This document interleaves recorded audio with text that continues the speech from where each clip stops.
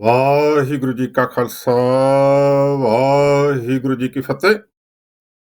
ਸਿੱਖ channel 768 ਦੇਖ ਰਹੇ ਸਭ ਦਰਸ਼ਕ ਹਾਜ਼ਰੀਨ ਤੇ ਨਾਜ਼ਰੀਨ, ਵੈਲਕਮ, ਸਵਾਗਤਮ, ਖੁਸ਼ ਆਮਦੀਦ ਜੀ ਆਇਆਂ ਨੂੰ, ਸਦਕਿਆਂ ਨੂੰ। ਮੈਂ ਵਾਰੀ ਮੈਂ ਬਲਿਹਾਰ, ਸਾਲ 2022, ਜੁਲਾਈ ਮਹੀਨੇ ਦੀ 8 ਤਰੀਕ ਤੇ ਦੇਸੀ ਮਹੀਨਾ ਹਾੜ ਅੱਜ ਸੁੱਖ ਨਾਲ 24 ਦਿਨ ਚਲਾ ਗਿਆ।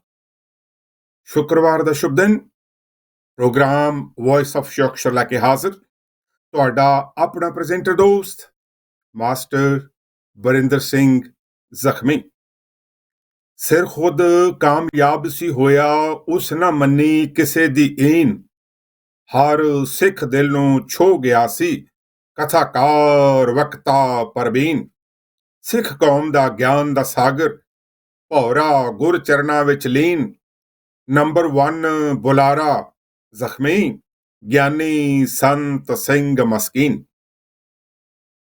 ਸਿੱਖ ਚੈਨਲ ਦੇ ਸਾਰੇ ਦਰਸ਼ਕਾਂ ਨੂੰ ਪਿਆਰ ਭਰੀ ਸਤਿ ਸ੍ਰੀ ਅਕਾਲ, ਆਦਰਣੀ ਨਮਸਕਾਰ, ਸਲਾਮ ਆਦਾਬ and a very good Friday morning to everyone of you.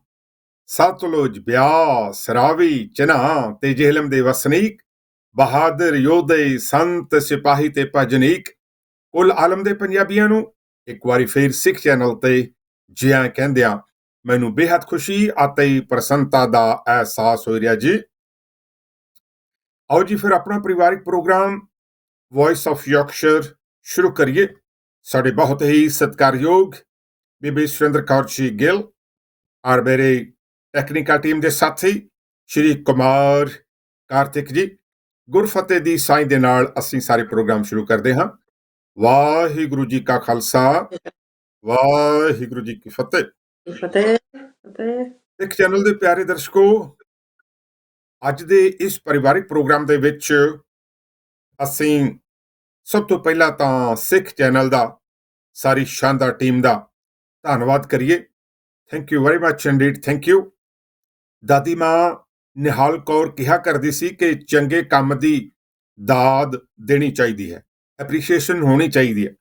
ਬੇਹੱਦ ਸ਼ੁਕਰੀਆ, ਬੜੀ ਮਿਹਰਬਾਨੀ ਸਾਰੀ ਹੀ ਸ਼ਾਨਦਾਰ ਟੀਮ ਦੀ, ਸਾਰੇ ਹੀ ਕਾਮਯਾਬ ਟੀਮ ਦੀ, ਜੋ ਸਾਰੀ ਦੁਨੀਆ ਦੇ ਪੰਜਾਬੀਆਂ ਵਾਸਤੇ ਵੰਨ-ਸੁਵੰਨੇ ਪ੍ਰੋਗਰਾਮ ਪੇਸ਼ ਕਰਦੇ ਰਹਿੰਦੇ ਹਨ। ਸੋਚਦੇ ਹੋਵੋਗੇ ਕਿ ਅੱਜ ਦਾ ਟੌਪਿਕ, ਅੱਜ ਦਾ ਮਜ਼ਮੂਨ, ਅੱਜ ਦਾ ਵਿਸ਼ਾ ਕੀ ਹੋਊ।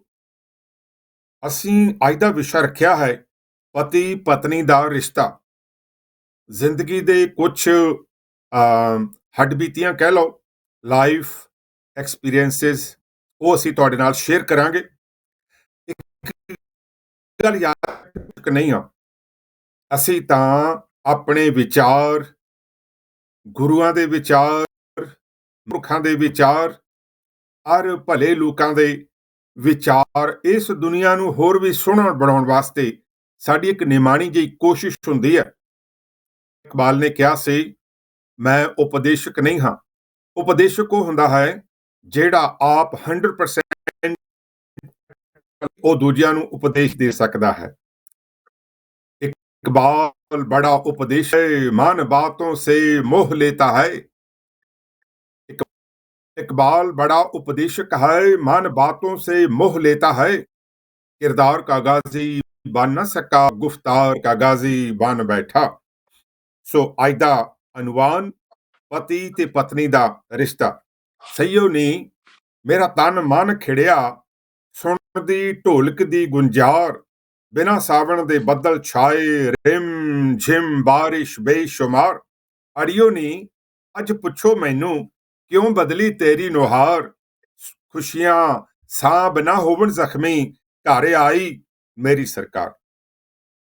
इस सब्जेक्ट के बारे मैं सज्जे खब्बे ਸਾਰੇ ਬਜ਼ੁਰਗਾਂ ਵੱਲ ਝਾਤ ਮਾਰੀ ਤਾਂ ਪਹਿਲਾ ਸਕਾਲਰ ਕਹਿਣ ਲੱਗਾ, ਪਤੀ ਪਤਨੀ ਦਾ ਰਿਸ਼ਤਾ ਇੱਕ ਸਮਝੌਤਾ ਹੈ, ਕੰਪਰੋਮਾਈਜ਼ ਹੈ। ਇੱਕ ਦੂਜੇ ਦੇ ਅਵਗੁਣ ਭੁਲਾ ਕੇ, ਅੰਦਰੂਨੀ ਤੇ ਬਹਿਰੂਨੀ ਗੁਣਾਂ ਨੂੰ ਦੇਖ ਕੇ, ਯਾਨੀ ਪੂਰੇ ਦਾ ਪੂਰਾ 100% ਕੰਪਰੋਮਾਈਜ਼ ਕਰਕੇ ਪਰਿਵਾਰਿਕ ਜ਼ਿੰਦਗੀ ਬਹੁਤ ਹੀ ਵਧੀਆ ਹੋ ਸਕਦੀ ਹੈ। ਘਰ ਵਿੱਚ ਜੇ ਕੋਈ ਉੱਚੀ ਨੀਵੀਂ ਗੱਲ ਹੋ ਜਾਵੇ ਤਾਂ ਸਿਆਣੀ ਪਤਨੀ ਕਹੇਗੀ, ਛੱਡੋ ਜੀ, ਪਿਛਲੀਆਂ ਗੱਲਾਂ ਤੇ ਮਿੱਟੀ ਪਾਓ।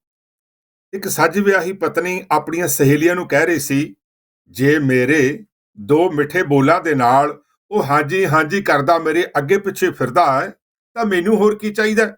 ਅਗੇ ਗੁੜ ਦਿੱਤਿਆਂ ਜੇ ਮਰਦਾ ਹੋਵੇ ਮੋਹਰਾ ਫਿਰ ਕਿਉਂ ਦਈਏ? ਜੇ ਤੁਸੀਂ ਮੈਨੂੰ ਪੁੱਛੋ ਤਾਂ ਮੈਂ ਤਾਂ ਆਪਣੀ ਦਾਦੀ ਮਾਂ ਦਾ ਨੁਸਖਾ ਅੱਜ ਤੱਕ ਵਰਤਦਾ ਹਾਂ। ਤੁਸੀਂ ਕਹੋਗੇ ਉਹ ਕਿਹੜਾ ਨੁਸਖਾ? ਉਹ ਇਹ ਹੈ ਕਿ ਜਦੋਂ ਮੇਰੀ ਧਰਮ ਪਤਨੀ ਗਰਮ ਹੋਵੇ ਤਾਂ ਮੈਂ ਦੂਜੇ ਕਮਰੇ ਵਿੱਚ ਚਲਾ ਜਾਂਦਾ, ਤੇ ਜਦੋਂ ਕਿਤੇ ਮੈਂ ਗਰਮ ਹੋਵਾਂ ਤਾਂ ਉਹ ਪੌੜੀਆਂ ਉਤਰ ਕੇ ਕਿਚਨ ਵਿੱਚ ਚਲੇ ਜਾਂਦੀ ਹੈ। ਬਸ ਇਸੇ ਤਰ੍ਹਾਂ ਕਰਦਿਆਂ ਕਰਦਿਆਂ ਕਰੀਬ 40 ਸਾਲ ਲੰਘ ਗਏ। ਇੱਕ ਗੱਲ ਪੱਕੀ ਹੈ, ਇੱਕ ਸਾਡਾ ਪ੍ਰਿੰਸੀਪਲ ਹੈ, ਅਸੀਂ ਦਿਲੋਂ ਦਿਮਾਗ ਤੇ ਇੱਕ ਮੋਟੋ ਲਿਖ ਕੇ ਲਾਇਆ ਹੋਇਆ ਹੈ, ਔਰ ਮੋਟੋ ਮੈਂ ਤੁਹਾਨੂੰ ਪੜ੍ਹ ਕੇ ਸੁਣਾ ਦਿੰਨਾ। ਜੋ ਮਰਜ਼ੀ ਹੋ ਜਾਵੇ ਅਸੀਂ ਇਕੱਠੇ ਰਹਿਣਾ। ਸੋਹਣੀ ਪਤਨੀ 3 ਗੁਣ ਰੱਖਦੀ, ਔਖੇ ਵੇਲੇ ਕਦੇ ਨਾ ਰੋਵੇ। ਮੇਰੇ ਬੱਚਿਆਂ ਦੀ ਭਲੀ ਮਾਂ ਮੁਸ਼ਕਲ ਵਿੱਚ ਮੇਰੇ ਨਾਲ ਖਲੋਵੇ। ਮੇਰੀ ਹਰ ਗੱਲ ਸੁਣਦੀ ਸਮਝਦੀ, ਅੰਮ੍ਰਿਤ ਮੈਨੂੰ ਸਵਾ ਕੇ ਸੌਵੇ। ਭਰੋਸੇਯੋਗ ਤੇ ਸੁੰਦਰ ਜ਼ਖਮੀ, ਸ਼ਾਲਾ ਸਭ ਦੀ ਪਤਨੀ ਹੋਵੇ। ਦੂਜੇ ਸਕੋਲਰ ਨੂੰ ਪੁੱਛਿਆ ਤੇ ਦੂਜਾ ਸਕਾਲਰ, ਦੂਜਾ ਫਿਲਾਸਫਰ, ਦੂਜਾ ਵਿਦਵਾਨ ਕਹਿਣ ਲੱਗਾ, ਹਰ ਇਨਸਾਨ ਗੁਣਾਂ ਤੇ ਔਗਣਾਂ ਦਾ ਸੁਮੇਲ ਹੈ। ਕਿਸੇ ਵਿੱਚ ਗੁਣ ਜ਼ਿਆਦਾ ਹਨ ਤੇ ਕਿਸੇ ਵਿੱਚ ਔਗਣ। ਆਪਣੇ ਆਪ ਵਿੱਚ ਨਾ ਤਾਂ ਪਤੀ ਪੂਰਾ ਹੈ ਤੇ ਨਾ ਹੀ ਪਤਨੀ। ਹਾਂ, ਜੇ ਦੋਵੇਂ ਧਨ ਫਿਰ ਇਹ ਨਾ ਆਖੀਅਨ, ਬਹਿਣ ਇਕੱਠੇ ਹੋਏ। ਏਕ ਜੋਤ ਦੋਇ ਮੂਰਤੀ, ਧਨ ਫਿਰ ਕਹੀਐ ਸੋਈ। ਯਾਨੀ ਪਤੀ ਪਤਨੀ ਸਿਰਫ ਉਹ ਨਹੀਂ ਜੋ ਇਕੱਠੇ ਬੈਠ ਜਾਣ, ਸਗੋਂ ਅਸਲੀ ਤੇ ਵਧੀਆ ਪਤੀ ਪਤਨੀ ਉਹ ਹਨ ਜੋ ਦੇਖਣ ਨੂੰ ਦੋ ਬੁੱਤ ਹੋਣ ਪਰ ਅੰਦਰੋਂ ਇੱਕ ਹੋਣ। ਇਉਂ ਕਹਿ ਲਈਏ, ਹਮਰਾਜ਼ ਹੋਣ, ਇੱਕ ਦੂਜੇ ਦੇ ਦਿਲ ਦੇ ਭੇਤੀ ਹੋਣ। ਹਮਦਰਦ ਹੋਣ ਯਾਨੀ ਇੱਕ ਜਾਨ। ਹਮ ਸਫਰ ਹੋਣ ਯਾਨੀ ਕਦਮ ਨਾਲ ਕਦਮ ਮਿਲਾ ਕੇ ਚੱਲਣ। ਸ਼ਰੀਕੇ ਹਯਾਤ ਹੋਣ ਯਾਨੀ ਬਰਾਬਰ ਦੇ ਭਾਈਵਾਲ। ਜੇ ਐਸੀ ਸਿਚੁਏਸ਼ਨ ਬਣ ਜਾਵੇ ਤਾਂ ਜ਼ਿੰਦਗੀ ਦਾ ਰਾਹ ਸੌਖਾ ਹੀ ਨਹੀਂ, ਸਗੋਂ ਬੇਹੱਦ ਆਸਾਨ ਹੋ ਜਾਂਦਾ ਹੈ। ਪੰਜਾਬੀ ਦੀ ਇੱਕ ਕਹਾਵਤ ਹੈ, ਇੱਕ ਇਕੱਲਾ ਤੇ 2 11। ਸੁੱਕ ਕੇ ਕੱਖ ਹੋਈ ਸੀ ਜਿੰਦ, ਮਾਹੀਏ ਵੱਲੋਂ ਨਾ ਟੁੱਟੇ ਧਿਆਨ। ਮੈਂ ਜ਼ਰਰਾ ਉਹ ਚੜ੍ਹਦਾ ਸੂਰਜ, ਪਤੀ ਮੇਰੀ ਆਨ ਸ਼ਾਨ ਮੇਰੀ ਜਾਨ। ਜੀਵਨ ਰਾਤ ਦਾ ਚੰਨ ਅਸਮਾਨੀ, ਜਿਸ ਤੇ ਮਾਣ ਮੈਨੂੰ ਅਭਿਮਾਨ। ਏਕ ਜੋਤ ਦੋਇ ਮੂਰਤੀ, ਜ਼ਖਮੀ ਮੇਰੇ ਸਿਰ ਉਸ ਦੇ ਅਹਿਸਾਨ। ਹਾਂਜੀ ਭੈਣ ਜੀ। ਹਾਂਜੀ ਭਾਜੀ, ਸਭ ਤੋਂ ਪਹਿਲਾਂ ਸਾਰਿਆਂ ਨੂੰ, ਸਿੱਖ ਚੈਨਲ ਨੂੰ ਸਾਰਿਆਂ ਨੂੰ ਆਪਾਂ ਫਤਿਹ ਬੁਲਾ ਲਈਏ। ਵਾਹਿਗੁਰੂ ਜੀ ਕਾ ਖਾਲਸਾ, ਵਾਹਿਗੁਰੂ ਜੀ ਕੀ ਫਤਿਹ। ਅੱਜ ਦਾ ਟੌਪਿਕ ਆਪਾਂ ਜਿਹੜਾ ਚੁਣਿਆ ਹੈ, ਇਹ ਇੱਕ ਜਿਹਦਾ ਭਾਜੀ ਨੇ ਦੱਸਿਆ ਹੈ, ਇੱਕ ਸਮਝੌਤਾ ਹੈ, ਇੱਕ ਦੂਜੇ ਦਾ ਸਤਿਕਾਰ ਹੈ, ਇੱਕ ਦੂਜੇ ਦੇ ਨਾਲ ਪਿਆਰ ਹੈ। ਸੋ ਇਹ ਜੋ ਆਤਮਾ ਦਾ ਸੰਬੰਧ ਹੈ, ਦੁਨੀਆ ਦਾ ਵੀ ਤਾਂ ਗੁੱਸਾ ਵੀ ਹੁੰਦਾ ਹੈ, ਠੰਡਾ ਵੀ ਹੁੰਦਾ ਹੈ। ਕਹਿੰਦੇ ਹਨ ਕਿ ਪਹਿਲਾਂ ਇੱਕ ਛੋਟੀ ਜਿਹੀ ਮੈਂ ਨਜ਼ਮ ਕਰਾਂ। ਕਹਿੰਦੇ ਹਨ ਕਿ ਜ਼ਿੰਦਗੀ ਭੰਗੂੜਾ ਚਾਵਾਂ ਦਾ, ਜ਼ਿੰਦਗੀ ਭੰਗੂੜਾ ਚਾਵਾਂ ਦਾ, ਸੁੱਖਾਂ ਦੀਆਂ ਠੰਡੀਆਂ ਛਾਵਾਂ ਦਾ। 4 ਦਿਹਾੜੇ ਜ਼ਿੰਦਗਾਨੀ, ਉਸ ਨੂੰ ਖੁਸ਼ੀਆਂ ਨਾਲ ਹੰਢਾ ਲਵੋ। ਭੁੱਲ ਕੇ ਸਭ ਕਮੀਆਂ ਨੂੰ, ਆਪਸ ਵਿੱਚ ਪਿਆਰ ਵਧਾ ਲਵੋ। ਸਤਿਕਾਰ ਤੇ ਇੱਜ਼ਤ ਮਾਣ ਦਿਓ, ਮੋਹ ਦੀ ਮਲਮ ਜ਼ਖਮ ਤੇ ਲਾਈਏ। ਦੇ ਕੇ ਅਸੀਸ ਤਸੱਲੀ ਹੌਸਲੇ ਦੀ, ਉਸਦੇ ਸਾਰੇ ਦਰਦ ਵੰਡਾ ਲਈਏ। ਗੱਲ ਵਕੜੀ ਪਾ ਕੇ ਸਾਂਝਾਂ ਦੀ, ਗੱਲ ਵਕੜੀ ਪਾ ਕੇ ਸਾਂਝਾਂ ਦੀ, ਜੀਵਨ ਨੂੰ ਸਵਰਗ ਬਣਾ ਲਈਏ। ਭੁੱਲ ਕੇ ਸਭ ਗਲਤੀਆਂ ਨੂੰ, ਆਪਸ ਵਿੱਚ ਪਿਆਰ ਵਧਾ ਲਈਏ। ਸੋ ਭੁੱਲ ਕੇ ਸਭ ਗਲਤੀਆਂ ਨੂੰ, ਗਲਤੀਆਂ ਕੌਣ ਨਹੀਂ ਕਰਦਾ, ਆਪਾਂ ਸਾਰੇ ਗਲਤੀਆਂ ਦੇ ਪੁਤਲੇ ਹਾਂ। ਇੱਕ ਉਹੀ ਅਕਾਲ ਪੁਰਖ ਹੈ ਜਿਹੜਾ ਕਿ ਗਲਤੀਆਂ ਤੋਂ ਸਭ ਤੋਂ ਉੱਪਰ ਹੈ। ਪਰ ਵਾਹਿਗੁਰੂ ਸਾਰਿਆਂ ਨੂੰ ਆਪਾਂ ਕਹਿੰਦੇ ਹਾਂ ਕਿ ਗਲਤੀਆਂ ਕਰਦੇ ਹਾਂ ਪਰ ਭੁੱਲਾਂ ਵੀ ਬਖਸ਼ਾਉਣੀਆਂ ਚਾਹੀਦੀਆਂ ਹਨ। ਜਿਸ ਤਰ੍ਹਾਂ ਕਿ ਏਕ ਜੋਤ ਦੋਇ ਮੂਰਤੀ, ਧਨ ਫਿਰ ਕਹੀਐ ਸੋਇ। ਇਹ ਜੋ ਗੁਰਬਾਣੀ ਦੇ ਸੱਚੇ ਪਾਤਸ਼ਾਹ ਨੇ ਸਾਨੂੰ ਦੱਸਿਆ ਹੈ, ਇਹ ਹਨ ਕਿ ਜਦੋਂ ਅਸੀਂ ਪਹਿਲਾਂ ਜਦੋਂ ਪਰ ਇਹ ਸਾਰੇ ਆਪਾਂ ਇੱਕ ਪਰਮਾਤਮਾ ਦੀ ਜੋਤ ਹਾਂ। 84 ਲੱਖ ਜੂਨਾਂ ਬਾਅਦ ਇਹ ਮਨੁੱਖਾ ਜੀਵਨ ਮਿਲਿਆ ਹੈ ਆਪਾਂ ਨੂੰ, ਭਗਤੀ ਬੰਦਗੀ ਕਰਕੇ ਮਿਲਿਆ ਹੈ। ਨਾਨਕ ਸਤਿਗੁਰ ਤਿਨਾਂ ਮਿਲਾਇਆ, ਜਿਨ੍ਹਾਂ ਤੁਰੇ ਪਿਆ ਸੰਜੋਗ। ਕਹਿੰਦੇ ਹਨ ਕਿ ਜਿਨ੍ਹਾਂ ਨੂੰ ਸੰਜੋਗ ਹੁੰਦੇ ਹਨ, ਅਸੀਂ ਉਹ ਕੋਈ ਭੈਣ ਬਣਦਾ ਹੈ, ਕੋਈ ਭਰਾ ਬਣਦਾ ਹੈ, ਕੋਈ ਪਿਤਾ ਮਾਤਾ ਬਣਦੇ ਹਨ ਅਤੇ ਪਤੀ ਪਤਨੀ ਵੀ ਬਣਦੇ ਹਨ। ਇਹ ਸੰਜੋਗ ਦੋਨੋਂ ਲਿਖੇ ਆਏ ਹੁੰਦੇ ਹਨ। ਸੋ ਇਸ ਦੇ ਨਾਲ ਕਹਿੰਦੇ ਹਨ ਸੰਸਾਰ ਵਿੱਚ ਲੜਕੀ ਅਤੇ ਲੜਕੇ ਦਾ ਜਦੋਂ ਆਨੰਦ ਕਾਰਜ ਹੁੰਦਾ ਹੈ, ਆਪਾਂ ਸਾਰਿਆਂ ਨੂੰ ਪਤਾ ਹੈ ਗ੍ਰਸਥ ਜੀਵਨ ਵਿੱਚ ਪ੍ਰਵੇਸ਼ ਕਰਨਾ ਹੁੰਦਾ ਹੈ ਅਤੇ ਪਤੀ ਪਤਨੀ ਅਖਾਉਂਦੇ ਹਨ। ਅਸੀਂ ਜਦੋਂ ਕਿ ਵਿਆਹ ਕਾਰਜ ਹੁੰਦੇ ਹਨ, ਉਦੋਂ ਅੱਗੇ ਤਾਂ ਬਹੁਤ ਸਿੱਖਿਆ ਸਿਹਰੇ ਪੜ੍ਹਦੇ ਹੁੰਦੇ ਸਨ, ਪਰ ਅੱਜ ਕੱਲ੍ਹ ਹੁਣ ਗਿਆਨੀ ਜੀ ਹੁਣ ਇਹੀ ਕਹਿੰਦੇ ਹਨ ਕਿ ਤਨ ਪੇ ਦੇ ਇਹ ਨਾ ਆਖੀਨ ਬਹਿਨ ਇਕੱਠੇ ਹੋਏ, ਏਕ ਜੋਤ ਹੋਈ ਮੂਰਤੀ ਤਨ ਫਿਰ ਕੇ ਇਹ ਸੋਏ।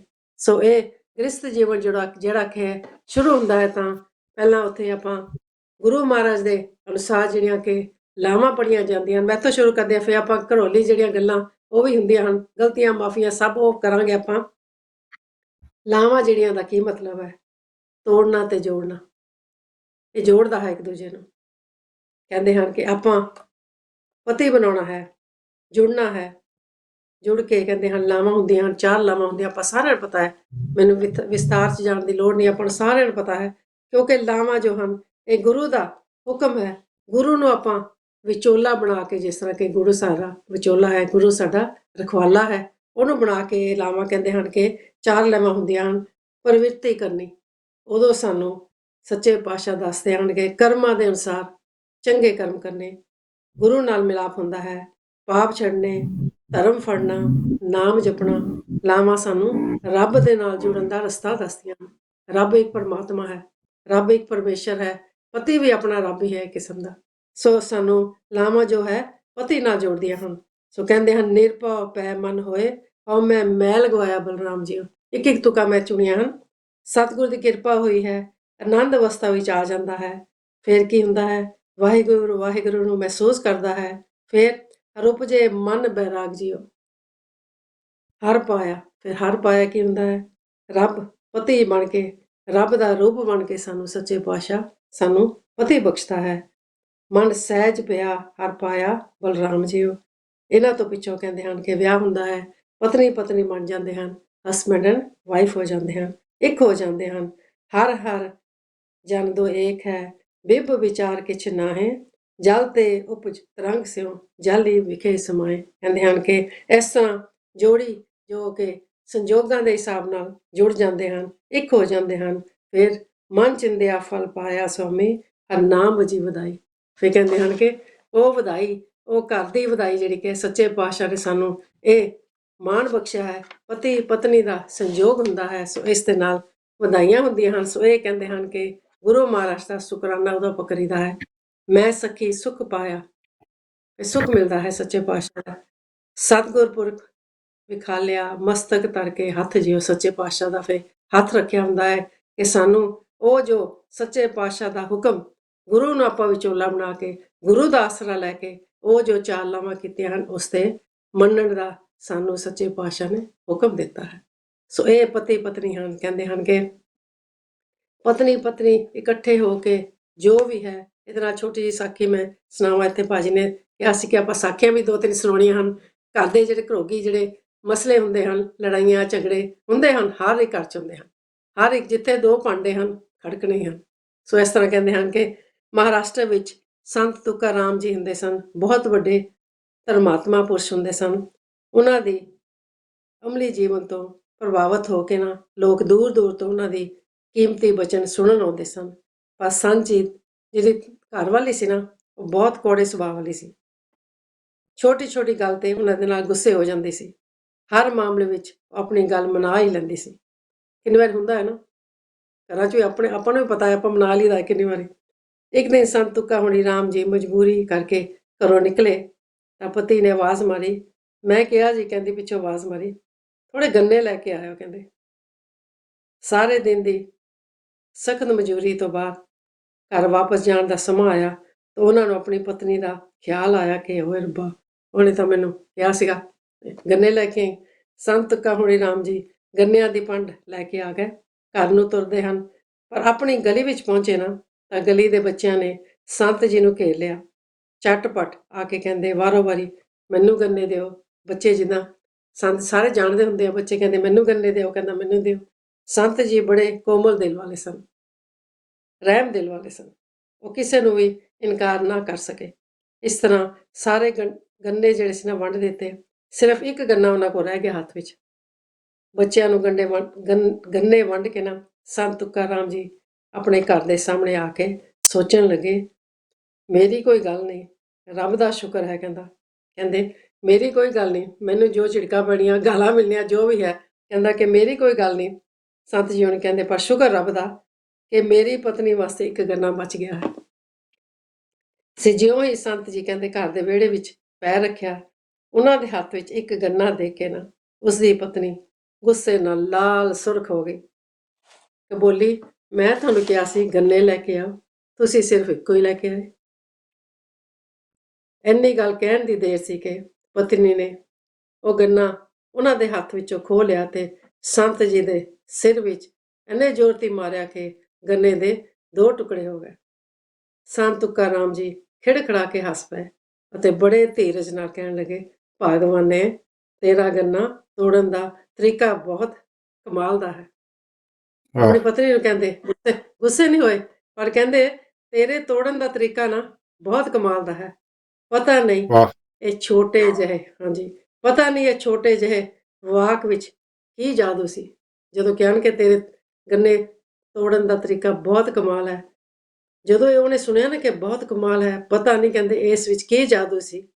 ਅਗਲੇ ਹੀ ਪਲ ਕਹਿੰਦੇ ਆਪਣੀ ਪਤੀ ਦੀ ਸਹਿਣਸ਼ੀਲਤਾ ਦੇਖ ਕੇ ਪਤਨੀ ਉਹਨਾਂ ਦੇ ਪੈਰੀ ਪੈ ਗਈ ਉਹਨਾਂ ਦੇ, ਵਾਰ-ਵਾਰ ਮਾਫੀ ਮੰਗਣ ਲੱਗ ਗਈ। ਇਸੇ ਵਾਸਤੇ ਸੱਚੇ ਪਾਤਸ਼ਾਹ ਬਜ਼ੁਰਗ ਵੀ ਕਹਿੰਦੇ ਹਨ ਕਿ ਮਾਫੀ ਮੰਗੀ ਨਾ ਉਹਨੇ, ਕਹਿੰਦੇ ਹਨ ਮਿੱਠਤ ਨੀਵੀਂ ਨਾਨਕਾ ਗੁਣ ਚੰਗਿਆਈਆਂ ਤਤ।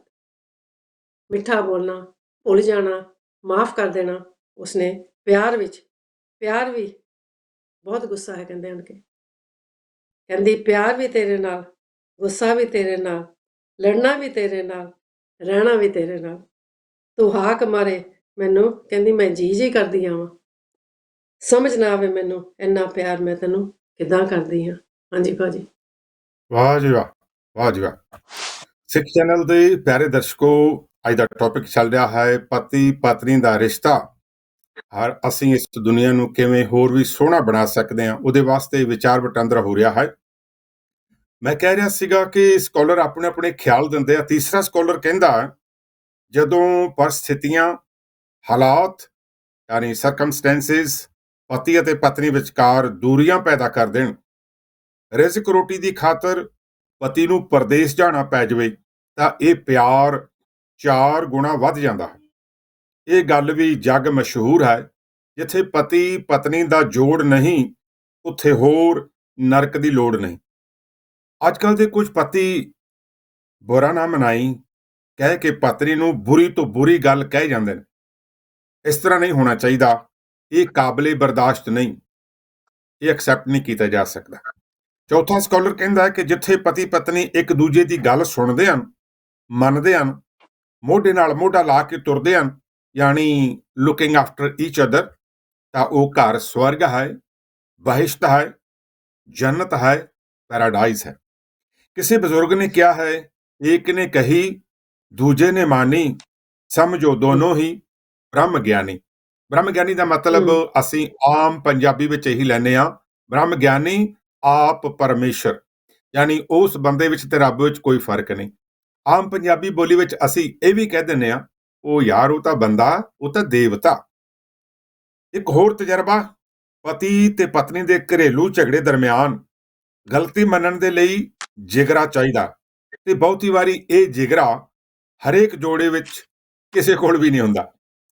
ਇਹ ਮੇਰੇ ਦਿਲ ਦੀ ਗਵਾਹੀ ਹੈ ਕਿ ਸਾਲਾਂ ਬੱਧੀ ਪਰਦੇਸ ਵਿੱਚ ਪਤਨੀ ਤੋਂ ਦੂਰ ਰਹਿ ਕੇ ਪਤੀ ਨੂੰ ਇਸ ਗੱਲ ਦਾ ਗਹਿਰਾ ਅਹਿਸਾਸ ਹੁੰਦਾ ਹੈ ਕਿ ਉਹਦੀ ਪਤਨੀ ਉਹਦੀ ਜ਼ਿੰਦਗੀ ਵਿੱਚ ਕੀ ਅਹਿਮੀਅਤ ਰੱਖਦੀ ਹੈ, ਕੀ ਇੰਪੋਰਟੈਂਸ ਰੱਖਦੀ ਹੈ। ਇਹ ਮੈਂ ਆਪਣੇ ਤਜਰਬੇ ਵਿੱਚੋਂ ਬੋਲਿਆ। ਖੈਰ, ਸਮਝਦਾਰ ਪਤੀ ਪਤਨੀ ਦੀ ਜ਼ਿੰਦਗੀ ਵਿੱਚ ਇੱਕ ਸਮਾਂ ਉਹ ਵੀ ਆਉਂਦਾ ਹੈ ਕਿ ਲੋੜੀਂਦੀ ਚੀਜ਼ ਮੂੰਹੋਂ ਮੰਗਣੀ ਤਾਂ ਦੂਰ ਦੀ ਗੱਲ, ਪਤੀ ਬਿਨਾਂ ਮੰਗੇ ਆਪਣੀ ਪਤਨੀ ਨੂੰ ਉਹ ਚੀਜ਼ ਗਿਫਟ ਕਰ ਦਿੰਦਾ। ਸੁੱਖਾਂ ਲੱਦਾ ਮਹਿਲ ਹੈ ਮੇਰਾ, ਗੁਰੂ ਗ੍ਰੰਥ ਸਾਨੂੰ ਲਾਉਣਾ ਪਾਰ, ਪਤੀ ਪਤਨੀ ਜੇ ਸਾਂਝ ਕਨੇਰੀ, ਚੰਗੇ ਪੁੱਤਰ ਲੈਂਦੇ ਸਾਰ, ਰੱਬ ਦਾ ਵਾਸਾ ਮੇਰੀ ਨਗਰੀ, ਭਲੀਆਂ ਧੀਆਂ ਕਰਦੀਆਂ ਕਾਰ, ਪਤਨੀ ਜਾਨ ਅਮਾਨਤ ਜ਼ਖਮੀ, ਉਗ ਵਸਦਾ ਮੇਰਾ ਸੰਸਾਰ। ਇਲਾਮਾ ਇਕਬਾਲ ਕਹਿੰਦਾ ਹੈ ਕਿ ਪਰਿਵਾਰਿਕ ਜੀਵਨ ਨੂੰ ਜੇ ਸੁਖੀ ਬਣਾਉਣਾ ਹੈ ਤਾਂ ਲੰਬੀਆਂ ਲੰਬੀਆਂ ਉਮੀਦਾਂ, ਆਸਾਂ, ਖੁਆਇਸ਼ਾਂ ਇਹਨਾਂ ਨੂੰ ਘੱਟ ਕਰ ਦਿਓ। इलामा इकबाल का एक शेर पेश करदा, ख्वाहिशें बादशाहों को गुलाम बना देती हैं। ख्वाहिशें बादशाहों को गुलाम बना लेती हैं, मगर सब्र गुलामों को बादशाह बना देता है। खैर, पंजवीं स्कॉलर पाकिस्तान ਦੀ ਉਰਦੂ ਦੀ ਮਹਾਨ ਸ਼ਾਇਰਾ ਪ੍ਰਵੀਨ ਸ਼ਾਕਰ ਹੈ। ਉਹ ਆਪਣੀ ਮਹਿਕਦਾਰ ਕਿਤਾਬ ਦਾ ਨਾਮ ਹੈ ਖੁਸ਼ਬੂ। ਉਹਦੇ ਵਿੱਚ ਲਿਖਦੀ ਹੈ, ਜੋ ਇੱਕ ਤੇ ਸਵਾਲਾਂ ਦੀ ਬੁਛਾੜ ਨਹੀਂ ਕਰਦੇ। ਇਸ ਤਰ੍ਹਾਂ ਕਰਨ ਦੇ ਨਾਲ ਪਿਆਰ ਮੁਹੱਬਤ ਨੇਸਤੋ ਨਾਬੂਦ ਹੋ ਜਾਂਦਾ ਹੈ, ਖਤਮ ਹੋ ਜਾਂਦਾ ਹੈ। ਬਲਕਿ ਹਸਬੈਂਡ ਤੇ ਵਾਈਫ ਦੋਹਾਂ ਵਿੱਚ ਇੱਕ ਖਾਸ ਗੁਣ, ਆਰਟ ਜਾਂ ਹੁਨਰ ਇਹ ਹੁੰਦਾ ਹੈ ਕਿ ਉਹ ਜਾਂ ਤਾਂ ਦੂਜੇ ਸ਼ਖਸ ਨੂੰ ਆਪਣਾ ਬਣਾ ਲੈਂਦੇ ਹਨ ਤੇ ਜਾਂ ਫਿਰ ਦੂਜੇ ਸ਼ਖਸ ਦੇ ਆਪ ਖੁਦ ਹੋ ਜਾਂਦੇ ਹਨ। ਸਵਰਗੀ ਪ੍ਰਵੀਨ ਸ਼ਾਕਰ ਦਾ ਇਹ ਅਨਮੋਲ ਮੇਰੇ ਸਬਜੈਕਟ ਨੂੰ ਬਿਲਕੁਲ क्लियर करेगा। है जहां सवाल के बदले सवाल होता है, वहां से मोहब्बतों का जवाल होता है। जवाल यानी डाउनफॉल। हाँ, सवाल के बदले सवाल होता है, वहां से मोहब्बतों का जवाल होता है। किसी को अपनाना हुनर ही सही, किसी का बन के रहना कमाल होता है। पति एक दूजे वर्गा होना जरूरी नहीं। ਜ਼ਰੂਰੀ ਨਹੀਂ ਕਿ ਇੱਕ ਗੋਰਾ ਤਾਂ ਦੂਜੇ ਨੂੰ ਵੀ ਗੋਰਾ ਹੋਣਾ ਚਾਹੀਦਾ। ਜ਼ਰੂਰੀ ਨਹੀਂ ਕਿ ਪਤੀ ਪਤਨੀ ਦੇ ਰਿਸ਼ਤੇ ਵਿੱਚ ਇੱਕ ਦੂਜੇ ਵਰਗੇ ਹੋਣ। ਹਾਂ, ਜ਼ਰੂਰੀ ਇਹ ਹੁੰਦਾ ਹੈ ਕਿ ਉਹ ਇੱਕ ਦੂਜੇ ਦੇ ਹੋ ਕੇ, ਉਹ ਦੋਵੇਂ ਇੱਕ ਦੂਜੇ ਦੇ ਹੋ ਕੇ ਰਹਿਣ। ਮੇਰਾ ਦਿਲ ਕਹਿੰਦਾ ਕਿ ਜੇ ਤੁਸੀਂ ਆਪਣੀ ਪਤਨੀ ਨੂੰ, ਇਹ ਵੀ ਮੇਰਾ ਇੱਕ ਤਜਰਬਾ ਹੈ, ਜੇ ਤੁਸੀਂ ਆਪਣੀ ਪਤਨੀ ਨੂੰ ਉਹਦੇ ਬੁਰੇ ਵਕਤ ਵਿੱਚ, ਯਾਨੀ ਕਿ ਬਿਮਾਰੀ ਦੀ ਹਾਲਤ ਵਿੱਚ ਜਾਂ ਕਿਸੇ ਹੋਰ ਮੁਸੀਬਤ ਦੇ ਵਿੱਚ ਤੁਸੀਂ ਉਹਨੂੰ ਸੰਭਾਲ ਲੈਂਦੇ ਆ ਨਾ, ਤਾਂ ਉਹ ਤੁਹਾਡੇ ਵਾਸਤੇ ਜਾਨ ਤੱਕ ਦੇ ਸਕਦੀ ਹੈ। ਥਾਂ ਥਾਂ ਤੇ ਆਲਣੇ ਤਾਂ ਬੇਜ਼ੁਬਾਨ ਪੰਛੀ ਵੀ ਬਣਾ ਲੈਂਦੇ ਹਨ। ਇੱਕ ਵਿਦਵਾਨ ਕਹਿੰਦਾ, ਥਾਂ ਥਾਂ ਤੇ ਤਾਂ ਆਲਣੇ ਬੇਜ਼ੁਬਾਨ ਪੰਛੀ ਵੀ ਬਣਾ ਲੈਂਦੇ ਹਨ, ਪਰ ਜਿਹੜਾ ਪਤੀ ਸਿੱਧਕ ਭਰੋਸੇ ਦੇ ਨਾਲ ਆਪਣੀ ਪਤਨੀ ਦੇ ਦਿਲ ਵਿੱਚ ਆਲਣਾ ਪਾ ਲੈਂਦਾ ਹੈ, ਉਹਦਾ ਘਰ ਸਵਰਗ ਦਾ ਨਜ਼ਾਰਾ ਹੁੰਦਾ। ਖੈਰ, ਇੱਕ ਛੋਟੀ ਜੀ ਗੱਲ ਜਿੱਦਾਂ ਭੈਣ ਜੀ ਨੇ ਸੁਣਾਈ ਆ, ਮੈਨੂੰ ਵੀ ਯਾਦ ਆ ਗਈ। ਮਾਂ ਪਿਓ ਨੇ ਸੋਹਣੀ, ਜਵਾਨ ਤੇ ਗੁਣਵਾਨ ਕੁੜੀ ਦੇਖ ਕੇ ਜੇਠੇ ਪੁੱਤ ਦਾ ਵਿਆਹ ਬੜੇ ਚਾਵਾਂ ਦੇ ਨਾਲ ਨੀਅਤ ਕਰ ਦਿੱਤਾ। ਉਹ ਨੌਜਵਾਨ ਵਿਹੜੇ ਵਿੱਚ ਇਕੱਲੀ ਬੈਠੀ ਦਾਦੀ ਮਾਂ ਕੋਲ ਗਿਆ ਤੇ ਹੌਲੀ ਜਿਹੀ ਕੰਨ ਵਿੱਚ ਕਹਿਣ ਲੱਗਾ, ਦਾਦੀ ਮਾਂ, ਮੇਰਾ ਵਿਆਹ ਤਾਂ ਮੰਮੀ ਡੈਡੀ ਨੇ ਰੱਖ ਦਿੱਤਾ, ਪਰ ਹੁਣ ਤੁਸੀਂ ਆਪਣੀ ਜ਼ਿੰਦਗੀ ਦੇ ਤਜਰਬੇ ਵਿੱਚੋਂ ਮੈਨੂੰ ਦੱਸੋ ਕਿ ਪਤੀ ਪਤਨੀ ਦਾ ਰਿਸ਼ਤਾ ਕਿੱਦਾਂ ਦਾ ਹੋਣਾ ਚਾਹੀਦਾ। ਦਾਦੀ ਮਾਂ ਹੱਸ ਪਈ ਤੇ ਨੌਜਵਾਨ ਪੋਤੇ ਦੇ ਸਿਰ ਤੇ ਹੱਥ ਫੇਰ ਕੇ ਹੱਥ ਚੁੰਮਿਆ ਤੇ ਕਹਿਣ ਲੱਗੀ, ਬੱਚਿਆ, ਇਹ ਤਾਂ ਬਿਜਲੀ ਦੀਆਂ ਤਾਰਾਂ ਵਾਲਾ ਹਿਸਾਬ ਹੈ। ਬਿਜਲੀ ਦੀਆਂ ਤਾਰਾਂ? ਗੱਭਰੂ ਪੋਤਾ ਹੋਰ ਵੀ ਗੈਰ ਗੰਭੀਰ ਹੋ ਕੇ ਕਹਿਣ ਲੱਗਾ, ਦਾਦੀ ਮਾਂ, ਬੁਝਾਰਤਾਂ ਨਾ ਪਾਓ, ਮੈਨੂੰ ਚੰਗੀ ਤਰ੍ਹਾਂ ਖੋਲ ਕੇ ਦੱਸੋ ਕਿ ਬਿਜਲੀ ਦੀਆਂ ਤਾਰਾਂ ਤੇ ਪਤੀ ਪਤਨੀ ਦਾ ਰਿਸ਼ਤਾ। I don't understand, what do you mean? ਭਲਾ ਇਹ ਕੀ ਗੱਲ ਹੋਈ? ਦਾਦੀ ਮਾਂ ਮੁਸਕੜੀਆਂ ਵਿੱਚ ਨਿੰਮਾ ਜਿਹਾ ਹੱਸੀ ਤੇ ਕਹਿਣ ਲੱਗੀ, ਪੁੱਤਰਾ, ਜੇ ਤੇ ਬਿਜਲੀ ਦੀਆਂ ਤਾਰਾਂ ਸਹੀ ਲੱਗ ਜਾਣ ਤਾਂ ਸਾਰੇ ਘਰ ਵਿੱਚ ਜਗਮਗ ਸਾਰੇ ਪਾਸੇ ਰੌਸ਼ਨੀ ਹੀ ਰੌਸ਼ਨੀ, ਖੁਸ਼ੀਆਂ ਹੀ ਖੁਸ਼ੀਆਂ। ਤੇ ਜੇ ਰੱਬ ਨਾ ਕਰੇ ਤਾਰਾਂ ਗਲਤ ਲੱਗ ਗਈਆਂ ਤਾਂ ਫਿਰ ਸਮਝ ਲਈ ਪੜਾਕੇ, ਜਾਂ ਫਿਰ ਤੂੰ ਹੈ ਨਹੀਂ ਤੇ ਜਾਂ ਫਿਰ ਮੈਂ ਹੈ ਨਹੀਂ। ਤੇ ਦਾਦੀ ਤਾਂ ਪੋਤਾ ਖਿੜਖਿੜਾ ਕੇ ਹੱਸ ਪਏ। ਸਾਥ ਹੈ ਸੂਈ ਧਾਗੇ ਵਰਗਾ। ਇੱਕ ਰੁਬਾਈ ਪੇਸ਼ ਕਰਦਾ, 7000 ਜ਼ਖਮੀ ਰੁਬਾਈਆਂ ਵਿੱਚੋਂ ਇੱਕ ਰੁਬਾਈ ਪੇਸ਼ ਕਰਦਾ ਇਸ ਟੌਪਿਕ ਤੇ।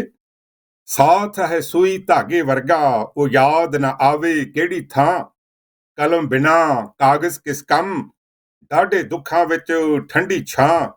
ਮੈਂ ਹਾਂ ਚਾਂਦੀ, ਉਹ ਮੇਰਾ ਸੋਨਾ, ਉਹ ਤਾਂ ਮੇਰੀ ਸੱਜੀ ਬਾਂਹ, ਅੰਮ੍ਰਿਤ ਕੁੰਜੀ ਖੋਲਦੀ ਜੰਦਰਾ, ਜ਼ਖਮੀ ਦੇ ਬੱਚਿਆਂ ਦੀ ਮਾਂ। ਤੁਸੀਂ ਨੋਟਿਸ ਕੀਤਾ ਹੋਵੇਗਾ ਕਿ ਅਕਸਰ ਜਦੋਂ ਅਸੀਂ ਬਹੁਤ ਸਿਆਣੇ ਲੋਕਾਂ ਦੇ ਕੋਲ ਬਹਿੰਦੇ ਆ, ਅਸੀਂ ਉਹਨਾਂ ਕੋਲੋਂ ਕੁਝ ਨਹੀਂ ਸਿੱਖਦੇ। ਵੱਡੇ ਵੱਡੇ ਮਹਾਂਪੁਰਖ ਇੰਡੀਆ ਤੋਂ ਆਉਂਦੇ ਆ, ਅਸੀਂ ਉਹਨਾਂ ਦੀਆਂ ਗੱਲਾਂ ਸੁਣ ਕੇ ਬਸ ਉੱਥੇ ਹੀ ਛੱਡ ਆਉਂਦੇ ਆ। ਜਿੱਥੇ ਵੀ ਅਸੀਂ ਧਾਰਮਿਕ ਸਥਾਨ ਤੇ ਬਹੁਤ ਘੱਟ ਲੋਕ ਹੋਣਗੇ ਜਿਹੜੇ ਆਪਣੇ ਪੱਲੇ ਦੇ ਨਾਲ ਕੁਝ ਬੰਨ੍ਹ ਕੇ ਲਿਆਉਂਦੇ ਹੋਣਗੇ। ਸਾਰੀ ਦੀ ਸਾਰੀ ਉਮਰ ਧਾਰਮਿਕ ਸਥਾਨਾਂ ਤੇ ਜਾ ਕੇ ਵੀ ਸਾਡੀ ਜ਼ਿੰਦਗੀ ਵਿੱਚ ਕੋਈ ਰੱਦੋ ਬਦਲ ਨਹੀਂ ਹੁੰਦਾ, ਕੋਈ ਤਬਦੀਲੀ ਨਹੀਂ, ਕੋਈ ਚੇਂਜਸ ਨਹੀਂ ਹੁੰਦੀਆਂ। ਜਿਹੜਾ ਪਤੀ ਰਸਮੀ ਨਹੀਂ ਸਗੋਂ ਅਮਲੀ ਤੌਰ ਤੇ ਆਪਣੀ ਪਤਨੀ ਨੂੰ ਬਰਾਬਰੀ ਦਿੰਦਾ ਹੈ, ਇੱਜ਼ਤ ਦਿੰਦਾ ਹੈ, ਇਹ ਮੇਰਾ ਤਜਰਬਾ ਹੈ। ਜਿਹੜਾ ਪਤੀ ਰਸਮੀ ਤੌਰ ਤੇ ਨਹੀਂ, ਕਸਮੀ ਤੌਰ ਤੇ, ਯਾਨੀ ਕਿ ਪ੍ਰੈਕਟੀਕਲੀ ਆਪਣੀ ਪਤਨੀ ਨੂੰ ਬਰਾਬਰੀ ਦਿੰਦਾ ਹੈ, ਇੱਜ਼ਤ ਦਿੰਦਾ ਹੈ, ਉਹਦੀ ਪਤਨੀ ਕਦੇ ਵੀ ਨਾਰਾਜ਼ ਹੋ ਕੇ ਆਪਣੇ ਪੇਕੇ ਘਰ ਨਹੀਂ ਜਾਂਦੀ। ਜੇ ਅਸੀਂ ਸਿੱਖ ਪਰਿਵਾਰ ਦੇ ਨਾਲ ਸੰਬੰਧਿਤ ਹਾਂ ਤਾਂ ਅਸੀਂ ਗੁਰੂ ਨਾਨਕ ਦੇਵ ਜੀ ਮਹਾਰਾਜ ਜੀ ਦੇ ਜੀਵਨ ਤੋਂ ਸੇਧ ਲੈ ਕੇ ਆਪਣੇ ਘਰ ਨੂੰ ਸਵਰਗ ਬਣਾ ਸਕਦੇ ਹਾਂ। ਤੁਸੀਂ ਕਹੋਗੇ ਉਹ ਕਿਦਾਂ?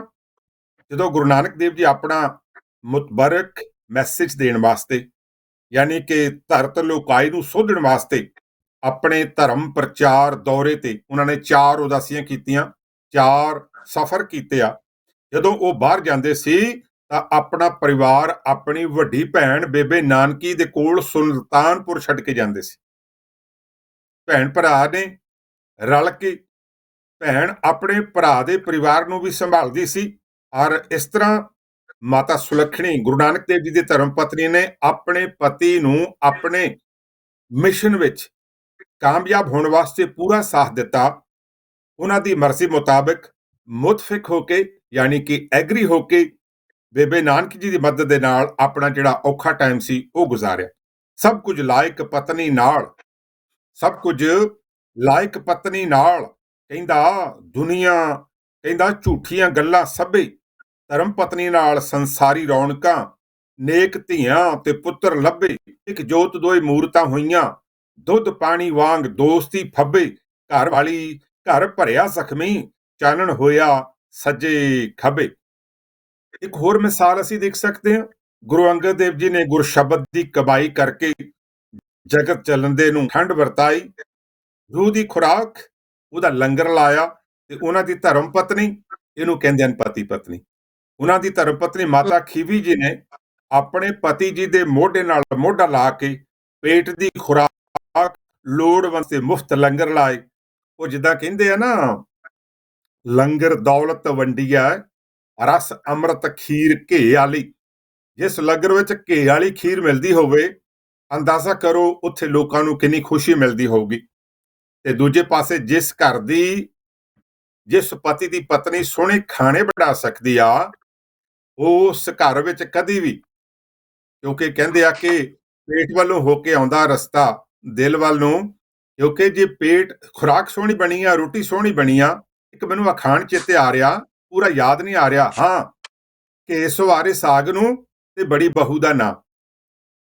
ਜਦੋਂ ਸੋਹਣੀਆਂ ਚੀਜ਼ਾਂ ਦੇ ਨਾਲ ਸੋਹਣਾ ਲੰਗਰ ਬਣ ਜਾਂਦਾ ਤੇ ਲੋਕ ਕਹਿੰਦੇ ਬੜੀ ਬਹੂ ਰੋਟੀ ਬਹੁਤ ਸੋਹਣੀ ਬਣਾਉਂਦੀ ਹੈ। ਪਤੀ ਕਹਿੰਦਾ ਕਿ 3 ਟਾਈਮ ਤੇ ਹੁਣ ਮੈਨੂੰ ਗਰਮ ਪ੍ਰਸ਼ਾਦਾ ਡਾਈਨਿੰਗ ਤੇ ਮਿਲਦਾ, ਮੈਂ ਤਾਂ ਉਹਦੇ ਗੁਣ ਗਾਉਣੇ ਹੀ ਗਾਉਣੇ ਆ, ਫਿਰ ਕਿਉਂ ਨਾ ਗਾਵਾਂ ਬਈ। ਅੱਗੇ ਇੱਕ ਹੋਰ ਗੱਲ ਕਰ ਲਵਾਂ। ਗੁਰੂ ਅਰਜਨ ਦੇਵ ਜੀ ਨੇ ਨੋਟ ਕੀਤਾ ਕਿ ਸ਼ਾਮ ਦੇ ਦੀਵਾਨ ਵਿੱਚ, ਅਗਲੀ ਗੱਲ, ਗੁਰੂ ਅਰਜਨ ਦੇਵ ਜੀ ਨੇ ਇੱਕ ਦਿਨ ਨੋਟ ਕੀਤਾ ਕਿ ਸ਼ਾਮ ਦੇ ਦੀਵਾਨ ਵਿੱਚ ਕੁਝ ਸੰਗਤਾਂ ਨਵੀਆਂ ਆਈਆਂ। ਦੀਵਾਨ ਦੀ ਸਮਾਪਤੀ ਤੋਂ ਬਾਅਦ ਸਾਡੀ ਵਿਰਾਸਤ, ਸਾਡੇ ਵਡੇਰੇ, ਦੀਵਾਨ ਦੀ ਸਮਾਪਤੀ ਤੋਂ ਬਾਅਦ ਹਜ਼ੂਰ ਰਾਜੀ ਖੁਸ਼ੀ ਪੁੱਛਣ ਵਾਸਤੇ ਸੰਗਤਾਂ ਦੇ ਵਿੱਚ ਗਏ। ਪਤਾ ਲੱਗਾ ਕਿ ਇਹ ਸੰਗਤਾਂ ਈਰਾਨ ਤੋਂ ਆਈਆਂ। ਅਸੀਂ ਆਮ ਕਰਕੇ ਕਹਿੰਦੇ ਨੇ ਕਾਬਲ ਤੇ ਕੰਧਾਰ। ਮੈਂ ਸਟੱਡੀ ਕੀਤੀ ਆ, ਕਾਬਲ ਕੰਧਾਰ ਵਿੱਚ 313 ਮੀਲ ਫਰਕ ਆ। ਈਰਾਨ ਦੇ ਦੋਨੋਂ ਬਹੁਤ ਵੱਡੇ ਸ਼ਹਿਰ ਆ। ਜਦੋਂ ਉਹਨਾਂ ਸੰਗਤਾਂ ਬਾਰੇ ਜਾਣਿਆ ਤਾਂ ਜਿਹੜੀਆਂ ਸੰਗਤਾਂ ਪਹੁੰਚੀਆਂ, ਜਿਹੜੇ ਬਜ਼ੁਰਗ ਸੀਗੇ ਨਾ, ਉਹ ਬਹੁਤ ਜ਼ਿਆਦਾ ਥੱਕ ਗਏ ਸੀ, ਤਾਂ ਉਹ ਸ਼ਹਿਰ ਦੇ ਬਾਹਰ ਹੀ ਆਰਾਮ ਕਰਨ ਵਾਸਤੇ ਰੁਕ ਗਏ। ਗੁਰੂ ਅਰਜਨ ਦੇਵ ਜੀ ਨੇ ਮਾਤਾ ਗੰਗਾ ਜੀ ਨੂੰ ਤੇ ਇੱਕ ਸੇਵਾਦਾਰ ਨੂੰ ਨਾਲ ਲਿਆ, ਲੰਗਰ ਤਿਆਰ ਕਰਕੇ ਸਿਰ ਤੇ ਚੱਕਿਆ, ਉੱਥੇ ਪਹੁੰਚ ਕੇ ਜਿੱਥੇ ਸੰਗਤਾਂ ਦਾ ਉਤਾਰਾ ਸੀ। ਸਿੱਖ ਚੈਨਲ ਦੇ ਦਰਸ਼ਕੋ, ਯਕੀਨ ਕਰਦੇ ਹੋ ਕਿ ਗੁਰੂ ਅਰਜਨ ਦੇਵ ਜੀ ਮਹਾਰਾਜ ਆਪਣੀ ਧਰਮ ਪਤਨੀ ਮਾਤਾ ਗੰਗਾ ਜੀ ਨੂੰ ਤੇ ਸੇਵਾਦਾਰ ਨੂੰ ਲੈ ਕੇ ਸਿਰ ਤੇ ਲੰਗਰ ਰੱਖ ਕੇ ਉੱਥੇ ਪਹੁੰਚੇ। ਉਹਨਾਂ ਨੂੰ ਪ੍ਰੇਮ ਨਾਲ ਲੰਗਰ ਛਕਾਇਆ। ਦੱਸਿਆ ਨਹੀਂ ਕਿ ਅਸੀਂ ਕੌਣ ਆ, ਦੱਸਿਆ ਨਹੀਂ, ਸਿਰਫ ਸੇਵਾ ਕੀਤੀ ਐਜ਼ ਏ ਸਿੱਖ। ਲੰਗਰ ਛਕਾਇਆ, ਬਜ਼ੁਰਗਾਂ ਦੀ ਹੱਥੀਂ ਮੁੱਠੀ ਚਾਪੀ ਕੀਤੀ। ਜਦੋਂ ਉਹ ਸੌ ਗਏ ਤਾਂ ਫਿਰ ਵਾਪਸ ਆ ਗਏ। ਕਿਤੇ ਮੌਜ ਦੇ ਵਿੱਚ ਆ ਕੇ ਮੈਂ ਸ਼ਾਇਰੀ ਵਿੱਚ ਇਹ ਲਾਈਨ ਲਿਖੀ ਸੀ, ਜਿਸ ਦਿਨ ਚੰਗੇ ਲੋਕ ਨਹੀਂ ਹੋਣੇ, ਇਸ ਧਰਤੀ ਤੇ ਲੋਕ ਨਹੀਂ ਹੋਣੇ। ਜਿਸ ਦਿਨ ਚੰਗੇ ਲੋਕ ਨਹੀਂ ਹੋਣੇ, ਉਸ ਦਿਨ ਚੰਗੇ ਲੋਕ ਨਹੀਂ ਹੋਣੇ। ਹਾਂਜੀ ਭੈਣ ਜੀ। ਹਾਂਜੀ ਭਾਜੀ, ਕਹਿੰਦੇ ਹਨ ਕਿ ਆ ਜਾਓ। ਜਿਸ ਤਰ੍ਹਾਂ ਇੱਕ ਫੁੱਲ, ਹਾਂਜੀ, ਜਿਸ ਤਰ੍ਹਾਂ ਇੱਕ ਫੁੱਲ ਬਿਨਾਂ ਧੁੱਪ ਤੋਂ ਨਹੀਂ ਖਿਲ ਸਕਦਾ, ਠੀਕ ਉਸੇ ਤਰ੍ਹਾਂ ਪਿਆਰ ਤੋਂ ਬਿਨਾਂ ਜੀਵਨ ਵੀ ਨਹੀਂ ਚੱਲ ਸਕਦਾ। ਪਿਆਰ ਤੋਂ ਬਿਨਾਂ ਜੀਵਨ ਵੀ ਨਹੀਂ ਚੱਲ ਸਕਦਾ। ਇਸ ਤਰ੍ਹਾਂ ਕਿ ਸੱਚੇ ਪਾਤਸ਼ਾਹ ਜਦੋਂ ਕਿ ਮਾਤਾ ਸਾਹਿਬ ਕੌਰ ਜੀ ਉਹਨਾਂ ਦੇ ਥੋੜ੍ਹੀ ਜਿਹੀ ਮਿਸਾਲ ਕਰ ਲਈ ਇੱਥੇ ਕਿ ਉਹਨਾਂ ਦੇ ਛੋਟੀ ਉਮਰ ਤੋਂ ਹੀ ਕਹਿੰਦੇ ਹਨ ਕਿ ਉਹਨਾਂ ਨੂੰ ਵਰ ਐਸਾ ਸੀਗਾ ਕਿ ਉਹਨਾਂ ਦੇ ਬਸ ਗੁਰੂ ਘਰ ਨਾਲ ਇੰਨੀ ਬੰਦਗੀ, ਇੰਨਾ ਪਿਆਰ ਸੀਗਾ ਕਿ ਬਸ ਉਹ ਚਾਹੁੰਦੇ ਸਨ ਕਿ ਉਹ ਗੁਰੂ ਗੋਬਿੰਦ ਸਿੰਘ ਜੀ ਉਹਨਾਂ ਦੇ ਨਾਲ ਹੀ ਉੱਥੇ ਹੀ ਰਹਿਣ ਤੇ ਉੱਥੇ ਹੀ ਉਹਨਾਂ ਦਾ ਸਾਰਾ ਕੁਝ, ਵਿਆਹ ਵਗੈਰਾ ਸਾਰਾ ਕੁਝ ਉੱਥੇ ਹੋਵੇ। ਪਰ ਚਲੋ ਗੱਲ ਇਸ ਤਰ੍ਹਾਂ ਬਣ ਗਈ ਕਿ ਉਹਨਾਂ ਦੇ ਪਿਤਾ ਜੀ ਉਹਨਾਂ ਨੂੰ, ਰਾਮੂ ਜੀ ਜਿਹੜੇ ਸਨ, ਭਾਈ ਰਾਮੂ ਜੀ, ਬੇਟੀ ਭਾਈ ਰਾਮੂ ਜੀ ਦੇ ਨਾਲ ਆਪਣੇ ਗੁਰੂ ਜੀ ਦਰਬਾਰ ਵਿੱਚ ਆਏ। ਕਹਿੰਦੇ ਹਨ ਕਿ ਸਾਡੀ ਬੱਚੀ ਇਹ ਜਿਹੜੀ ਹੈ ਇਹ ਸਮਝਦੀ ਹੈ ਕਿ ਮੈਂ ਆਪਣਾ ਸਾਰਾ ਕੁਝ ਗੁਰੂ ਘਰ 'ਚੋਂ ਵਾਰ ਦਿੱਤਾ ਹੈ, ਸੋ ਅਸੀਂ ਚਾਹੁੰਦੇ ਹਾਂ ਕਿ ਇਸ ਦਾ ਵਿਆਹ ਅਸੀਂ ਤੁਹਾਡੇ ਨਾਲ ਕਰ ਦਈਏ। ਅਤੇ ਗੁਰੂ ਜੀ ਕਹਿੰਦੇ ਹਨ, ਗੁਰੂ ਗੋਬਿੰਦ ਸਿੰਘ ਜੀ ਕਹਿੰਦੇ ਹਨ ਕਿ ਅਸੀਂ ਜਿਨ੍ਹਾਂ ਦੀ ਗ੍ਰਸਤੀ ਜੀਵਨ ਕਹਿੰਦੇ ਅਸੀਂ ਨਿਭਾਉਣਾ ਸੀ, ਅਸੀਂ ਉਹ ਨਿਭਾ ਲਿਆ ਹੈ। ਪਰ ਜੇ ਇਹਨਾਂ ਦਾ ਮਨ ਮੰਨਦਾ ਹੈ ਤਾਂ ਸਾਡੇ ਨਾਲ ਸਰੀਰਕ ਤੌਰ 'ਤੇ ਨਹੀਂ ਪਰ ਆਤਮਿਕ ਸੰਬੰਧ ਰੱਖ ਕੇ ਤਾਂ ਇਹ ਸਾਡੇ ਰਹਿ ਸਕਦੇ ਹਨ। ਅਸੀਂ ਮਨਜ਼ੂਰ ਕਰਦੇ ਹਾਂ। ਸੋ ਇਸ ਤਰ੍ਹਾਂ ਕਿ ਉਹਨਾਂ ਨੇ ਮਨਜ਼ੂਰ ਕਰ ਲਿਆ ਤਾਂ ਉੱਥੇ ਰਹਿਣ ਲੱਗੇ ਮਾਤਾ ਜੀ ਹੁਣੀ। ਤਾਂ ਇਸ ਤਰ੍ਹਾਂ ਮਾਤਾ ਜੀ ਉਹਨਾਂ ਨੇ ਬਸ ਇੱਕ ਨਿਯਮ ਪੱਕਾ ਕਰ ਲਿਆ ਸੀਗਾ ਕਿ ਜਿਸ ਦਿਨ ਕਿ ਗੁਰੂ ਗੋਬਿੰਦ ਸਿੰਘ ਜੀ ਨੇ ਜਦੋਂ ਮੈਂ ਦਰਸ਼ਨ ਕਰਾਂਗੀ ਨਾ ਸਵੇਰ ਨੂੰ, ਉਸ ਤੋਂ ਬਾਅਦ ਹੀ ਪ੍ਰਸ਼ਾਦਾ ਛਕਿਆ ਕਰਾਂਗੀ। ਸੋ ਰੋਜ਼ ਦਰਸ਼ਨ ਕਰਕੇ ਫਿਰ ਪ੍ਰਸ਼ਾਦਾ ਛਕਦੇ ਸਨ। ਗੁਰੂ ਜੀ ਨੂੰ ਵੀ ਪਤਾ ਲੱਗ ਗਿਆ ਕਿ ਇਹ ਨਿਯਮ ਬਣ ਗਿਆ ਹੈ ਇਹਨਾਂ ਦਾ। ਤਾਂ ਰੋਜ਼ ਦਰਸ਼ਨ ਕਰਕੇ ਇਸ ਤਰ੍ਹਾਂ ਉਹ ਜਿਸ ਦਿਨ ਨਾ ਆਉਂਦੇ ਸਨ, ਕੋਈ ਕੰਮ ਹੋਵੇ, ਗੁਰੂ ਗੋਬਿੰਦ ਸਿੰਘ ਜੀ ਨਾ ਆਉਣ, ਤਾਂ ਉਹਨਾਂ ਨੇ ਪ੍ਰਸ਼ਾਦਾ ਨਹੀਂ ਸੀ ਛਕਣਾ, ਨਹੀਂ ਸੀ ਛਕਦੇ। ਇੰਨਾ ਪਿਆਰ ਸੀ ਉਹਨਾਂ ਨੂੰ। ਇੱਕ ਦਿਨ ਮਾਤਾ ਜੀ ਬੈਠੇ ਸਨ, ਉਦਾਸ ਬੈਠੇ ਸਨ। ਗੁਰੂ ਜੀ ਆਏ, ਪੁੱਛਦੇ ਹਨ ਕਿ ਅੱਜ ਕੀ ਗੱਲ ਹੈ। ਤਾਂ ਮਾਤਾ ਜੀ ਕਹਿੰਦੇ, ਪਤੀ ਦੇਵ ਜੀ, ਮੈਨੂੰ ਇੱਕ ਲਾਲ ਮਤਲਬ ਬੱਚਾ ਸਾਹਿਬਜ਼ਾਦਾ ਬਖਸ਼ ਦਿਓ, ਮੇਰੀ ਮਮਤਾ, ਮੇਰੀ ਗੋਦ ਸਫਲੀ ਕਰੋ। ਇਹ ਸੁਣ ਕੇ ਮਹਾਰਾਜ ਜੀ ਨੇ ਬਚਨ ਕੀਤੇ ਕਿ ਸਾਹਿਬ ਦੇਵਾ, ਤੁਸੀਂ ਕੀ ਮੰਗ ਲਿਆ ਹੈ? ਤੁਸੀਂ ਇੱਕ ਪੁੱਤਰ ਮੰਗਦੇ ਹੋ, ਤੁਹਾਡੀ ਝੋਲੀ 'ਚ ਕਹਿੰਦੇ ਕਿ ਅਸੀਂ ਲੱਖਾਂ ਹਜ਼ਾਰਾਂ ਪੁੱਤਰ ਤੁਹਾਨੂੰ ਬਖਸ਼ਣੇ ਹਨ। ਸੋ ਵਾਹ ਇਹ ਜੋ ਵਰ ਸੀਗਾ ਸੱਚੇ ਪਾਤਸ਼ਾਹ ਨੇ ਦਿੱਤਾ ਕਿ ਮਾਤਾ ਸਾਹਿਬ ਕੌਰ ਜੀ, ਸਾਡੇ ਮਾਤਾ ਜੀ ਅਤੇ ਸਾਡੇ ਪਿਤਾ ਗੁਰੂ ਗੋਬਿੰਦ ਸਿੰਘ ਜੀ, ਉਹਨਾਂ ਨੇ ਮਾਤਾ ਜੀ ਦੀ ਝੋਲੀ ਵਿੱਚ ਇਹ ਪੁੱਤਰ ਜੋ ਅੱਜ ਤੱਕ ਪੁੱਤਰ ਅਸੀਂ ਹਾਂ, ਉਹਨਾਂ ਦੇ ਧੀਆਂ ਪੁੱਤਰ ਜੋ ਵੀ ਹਾਂ, ਇਹ ਮਾਤਾ ਸਾਹਿਬ ਕੌਰ ਦੇ ਹਾਂ। ਗੁਰੂ ਨੇ ਇੰਨੀ ਬਖਸ਼ਿਸ਼ ਕੀਤੀ ਕਿ ਇਹ ਜੋ ਪੰਥ, ਖਾਲਸਾ ਪੰਥ, ਮਾਤਾ ਸਾਹਿਬ ਕੌਰਾਂ ਦੀ ਝੋਲੀ 'ਚ ਪਾ ਦਿੱਤਾ। ਸੋ ਇਹ ਪਿਆਰ ਇੰਨਾ ਸੀਗਾ ਉਹਨਾਂ ਦਾ। ਇਹ ਪਿਆਰ ਨਾਲ ਹੀ ਮਿਲਿਆ ਨਾ, ਪਿਆਰ ਨਾਲ ਸਾਰਾ ਕੁਝ ਖਾਲਸਾ ਪੰਥ ਉਹਨਾਂ ਦੀ ਝੋਲੀ 'ਚ ਪਾ ਦਿੱਤਾ। ਇਸ ਤਰ੍ਹਾਂ ਕਹਿੰਦੇ ਹਨ ਕਿ ਇੱਕ ਦਿਨ ਪਤੀ ਪਤਨੀ ਬੈਠੇ ਸਨ। ਪਤੀ ਪਤਨੀ ਨੂੰ ਕਹਿਣ ਲੱਗੀ, ਆਓ ਆਪਾਂ ਕੌਫੀ ਪੀਏ। ਕੌਫੀ ਲੈ ਕੇ ਆਈ, ਬੈਠਦੇ ਹਨ। ਪਤਨੀ ਕਹਿੰਦੀ ਹੈ, ਅੱਜ ਕੋਈ ਸਪੈਸ਼ਲ ਦਿਨ ਹੈ। ਉਹ ਪੁੱਛਦੇ ਹਨ, ਅੱਜ ਸਪੈਸ਼ਲ ਦਿਨ ਹੈ? ਅੱਛਾ, ਕੋਈ ਤੁਹਾਡਾ ਬਰਥਡੇ ਹੋਏਗਾ? ਕਹਿੰਦੀ ਨਹੀਂ। ਮੇਰਾ ਹੋਏਗਾ? ਕਹਿੰਦੇ ਨਹੀਂ। ਪਾਪਾ ਦਾ ਹੋਏਗਾ? ਕਹਿੰਦੀ ਨਹੀਂ। ਤੁਹਾਨੂੰ ਤਾਂ ਕਹਿੰਦੀ ਕੁਝ ਯਾਦ ਹੀ ਨਹੀਂ ਰਹਿੰਦਾ। ਕਿ ਪਤਨੀ ਪਤਨੀ ਦੀ ਇੱਦਾਂ ਗੱਲ ਹੁੰਦੀ, ਆਪਾਂ ਘਰਾਂ 'ਚ ਵੀ ਹੁੰਦੀ ਹੈ, ਇੱਦਾਂ ਹੀ ਹੁੰਦੀ ਹੈ। ਵਾਹ ਤੁਹਾਨੂੰ ਤਾਂ ਮੇਰਾ, ਤੁਹਾਡਾ, ਮੇਰਾ ਕੁਝ ਯਾਦ ਹੀ ਨਹੀਂ ਕਹਿੰਦੀ ਰਹਿੰਦਾ। ਕਹਿੰਦੀ ਪਤਾ ਅੱਜ ਕੀ ਹੈ? ਅੱਜ ਆਪਣੀ ਪਹਿਲੀ ਵੈਡਿੰਗ ਐਨੀਵਰਸਰੀ ਹੈ। ਕਹਿੰਦੀ ਵਾਹ ਉਹ ਕਹਿੰਦਾ, ਉਹ ਯਾਰ ਵੈਰੀ ਸੌਰੀ, ਕਹਿੰਦਾ ਮੈਂ ਤਾਂ ਭੁੱਲ ਹੀ ਗਿਆ ਸੀਗਾ। ਪਤਨੀ ਕਹਿੰਦੀ, ਮੈਨੂੰ ਪਤਾ ਸੀਗਾ ਕਿ ਤੁਸੀਂ ਭੁੱਲ ਜਾਣਾ ਹੈ। ਤੁਸੀਂ ਤਾਂ ਕੁਝ ਕਰ ਹੀ ਨਹੀਂ ਸਕਦੇ, ਤੁਹਾਡੇ ਕੋਲ ਟਾਈਮ ਹੀ ਨਹੀਂ ਹੈਗਾ। ਜਿਸ ਤਰ੍ਹਾਂ ਘਰਾਂ 'ਚ ਹੁੰਦੀਆਂ ਗੱਲਾਂ ਸੱਚੀਆਂ ਨਾ ਹੁਣ। ਹਾਂ, ਸੱਚ, ਮੈਂ ਵੀ ਕਿੰਨੀ ਵਾਰੀ ਸੋਚਿਆ ਸੀ ਵੱਧ ਤੋਂ ਵੱਧ ਟਾਈਮ ਤੁਹਾਡੇ ਨਾਲ ਦੇਵਾਂ, ਪਰ ਮਜਬੂਰੀਆਂ ਹਨ। ਥੋੜ੍ਹੀ ਦੇਰ ਬਾਅਦ ਸੋਚ ਕੇ ਪਤਨੀ ਕਹਿੰਦੀ ਹੈ, ਮੇਰੇ ਕੋਲ ਇੱਕ ਆਈਡੀਆ ਹੈ। ਕਹਿੰਦਾ ਦੱਸੋ ਜੀ, ਤੁਹਾਡਾ ਕੀ ਆਈਡੀਆ ਹੈ? ਕਹਿੰਦੀ 2 ਮਿੰਟ ਮੈਂ ਆਈ ਹੁਣੇ। ਸੋਚ ਕੇ ਨਾ ਪਤੀ ਪਿੱਛੋਂ ਸੋਚਦਾ ਹੈ, ਪਤਾ ਨਹੀਂ ਇਹਨੇ ਕਿਹੜਾ ਆਈਡੀਆ ਦੇਣਾ ਹੈ। ਸੋ ਆਈ ਹੈ ਤਾਂ ਹੱਥ ਵਿੱਚ ਕਹਿੰਦੇ ਕਿ 2 ਡਾਇਰੀਆਂ ਲੈ ਕੇ ਆਈ। 2 ਡਾਇਰੀਆਂ। ਤਾਂ ਕਹਿੰਦੀ ਹੈ, ਇਹ ਮੇਰੇ ਕੋਲ 2 ਡਾਇਰੀਆਂ ਹਨ। ਇਹਦੇ ਵਿੱਚ ਕਹਿੰਦੀ ਆਪਾਂ ਇੱਕ ਦੂਜੇ ਦੀਆਂ ਸ਼ਿਕਾਇਤਾਂ, ਇੱਕ ਦੂਜੇ ਦੀਆਂ ਗਲਤੀਆਂ, ਕਹਿੰਦੀ ਇਹਦੇ 'ਚ ਆਪਾਂ ਲਿਖਣੀਆਂ ਹਨ ਅਤੇ ਫਿਰ ਅਗਲੇ ਸਾਲ ਨੂੰ ਪੜ੍ਹਾਂਗੇ। ਕਹਿੰਦੀ ਅੱਜ ਅਸੀਂ ਕਿਹੜੇ ਗਲਤੀਆਂ ਕੀਤੀਆਂ ਹਨ। ਵਾਹ ਸੋ ਉਹ ਕਹਿੰਦੇ ਕਿ ਚਲੋ ਅੱਛਾ, ਤੁਸੀਂ ਇੱਦਾਂ ਕਰਦੇ ਹੋ ਤਾਂ ਆਪਾਂ ਚਲੋ ਇੱਦਾਂ ਲਿਖ ਲੈਂਦੇ ਹਾਂ। ਚਲੋ ਠੀਕ ਹੈ, ਆਈਡੀਆ ਠੀਕ ਹੈ, ਅਸੀਂ ਲਿਖਾਂਗੇ। ਸੋ ਇਸ ਤਰ੍ਹਾਂ ਕਰਦੇ ਕਰਦੇ ਚਲੋ ਫਿਰ ਹੁਣ ਕਮੀਆਂ ਲਿਖ ਲੈਂਦੇ ਹਾਂ। ਸੋ ਇਸ ਤਰ੍ਹਾਂ ਕਰਦੇ ਚਲੋ ਫਿਰ ਮੈਨੂੰ ਹੁਣ ਕੁਝ ਖਵਾ ਦਿਓ। ਕਹਿੰਦੀ ਫਿਰ ਚਲੋ ਬਾਹਰ ਜਾਂਦੇ ਹਨ, ਖਾ ਪੀ ਕੇ ਆਉਂਦੇ ਹਨ। ਫਿਰ ਚਲੋ 1 ਸਾਲ ਹੋ ਗਿਆ, ਹੁਣ ਫਿਰ ਬੈਠੇ ਹਨ, ਸਾਲ ਲੰਘ ਗਿਆ ਅਤੇ ਆਪਣੀਆਂ ਆਪਣੀਆਂ ਕਾਪੀਆਂ ਡਾਇਰੀਆਂ ਲੈ ਕੇ ਆਏ ਹਨ। ਇੱਕ ਦੂਜੇ ਦੀਆਂ ਸ਼ਿਕਾਇਤਾਂ ਕਿ ਪੜ੍ਹੀਏ ਕੀ ਲਿਖਿਆ ਹਨ। ਪਤਨੀ ਕਹਿੰਦੀ ਹੈ ਪਹਿਲਾਂ ਮੇਰੀਆਂ ਸ਼ਿਕਾਇਤਾਂ ਪੜ੍ਹ ਲਓ, ਮੈਂ ਕੀ ਲਿਖਿਆ ਹੈ।